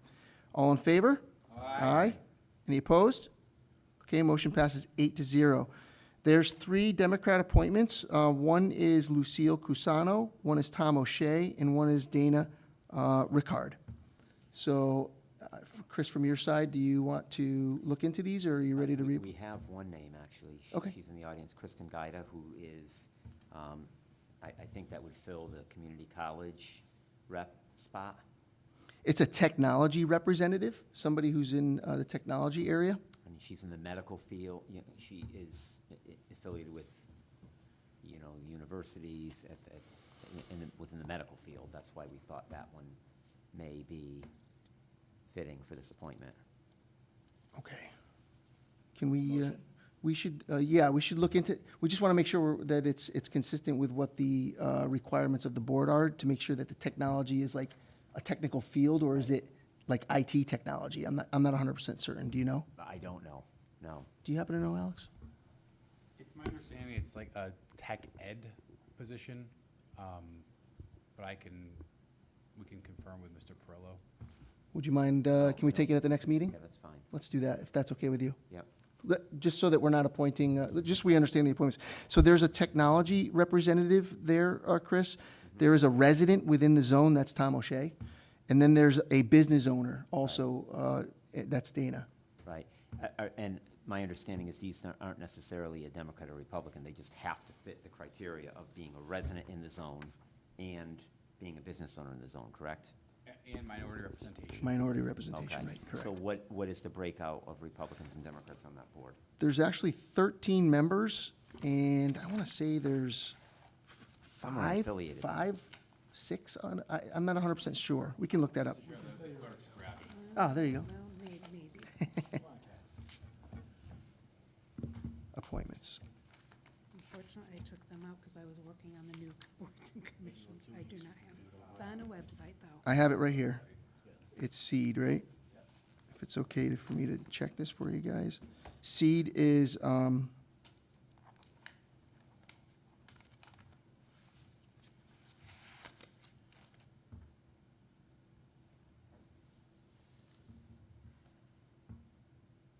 I've got the names, Mr. Chairman. I don't have their affiliation. mhm. Do you want me to go? I have them right here. Okay. So we have 1, 2, 3, 4, 5 Republicans, 1, 2 unaffiliates, and we have 1, 2, 3, 4, 5, 6 Democrats that are currently on the board. So the last 3 Democrats, Chris, are the ones that are up. Yeah, the tricky part is we'll probably table, but we need to find, I guess, a Democrat that is a resident in that zone. In that zone, right. And a Democrat that is a business owner in that zone. It's not. Calling all people willing Right. to volunteer. Right. And then if we could double check to see if Kristen would fit and I know this is a state required, Is a community college technical representative, so so she works in the state college system, I'll so. check with Louis Perlow to see. Work on it offline. Yeah. Okay. Okay. Motion So to add table. that to the next agenda, please. And we have a motion to table. Second. And we have a second from who? Chris, Jack? All in favor? Aye. Aye. Any opposed? Okay, so we're tabling the last 3 appointments on there. Motion to adjourn. Second. Motion a second? All in favor? Aye. Any opposed? Okay, thanks, everybody.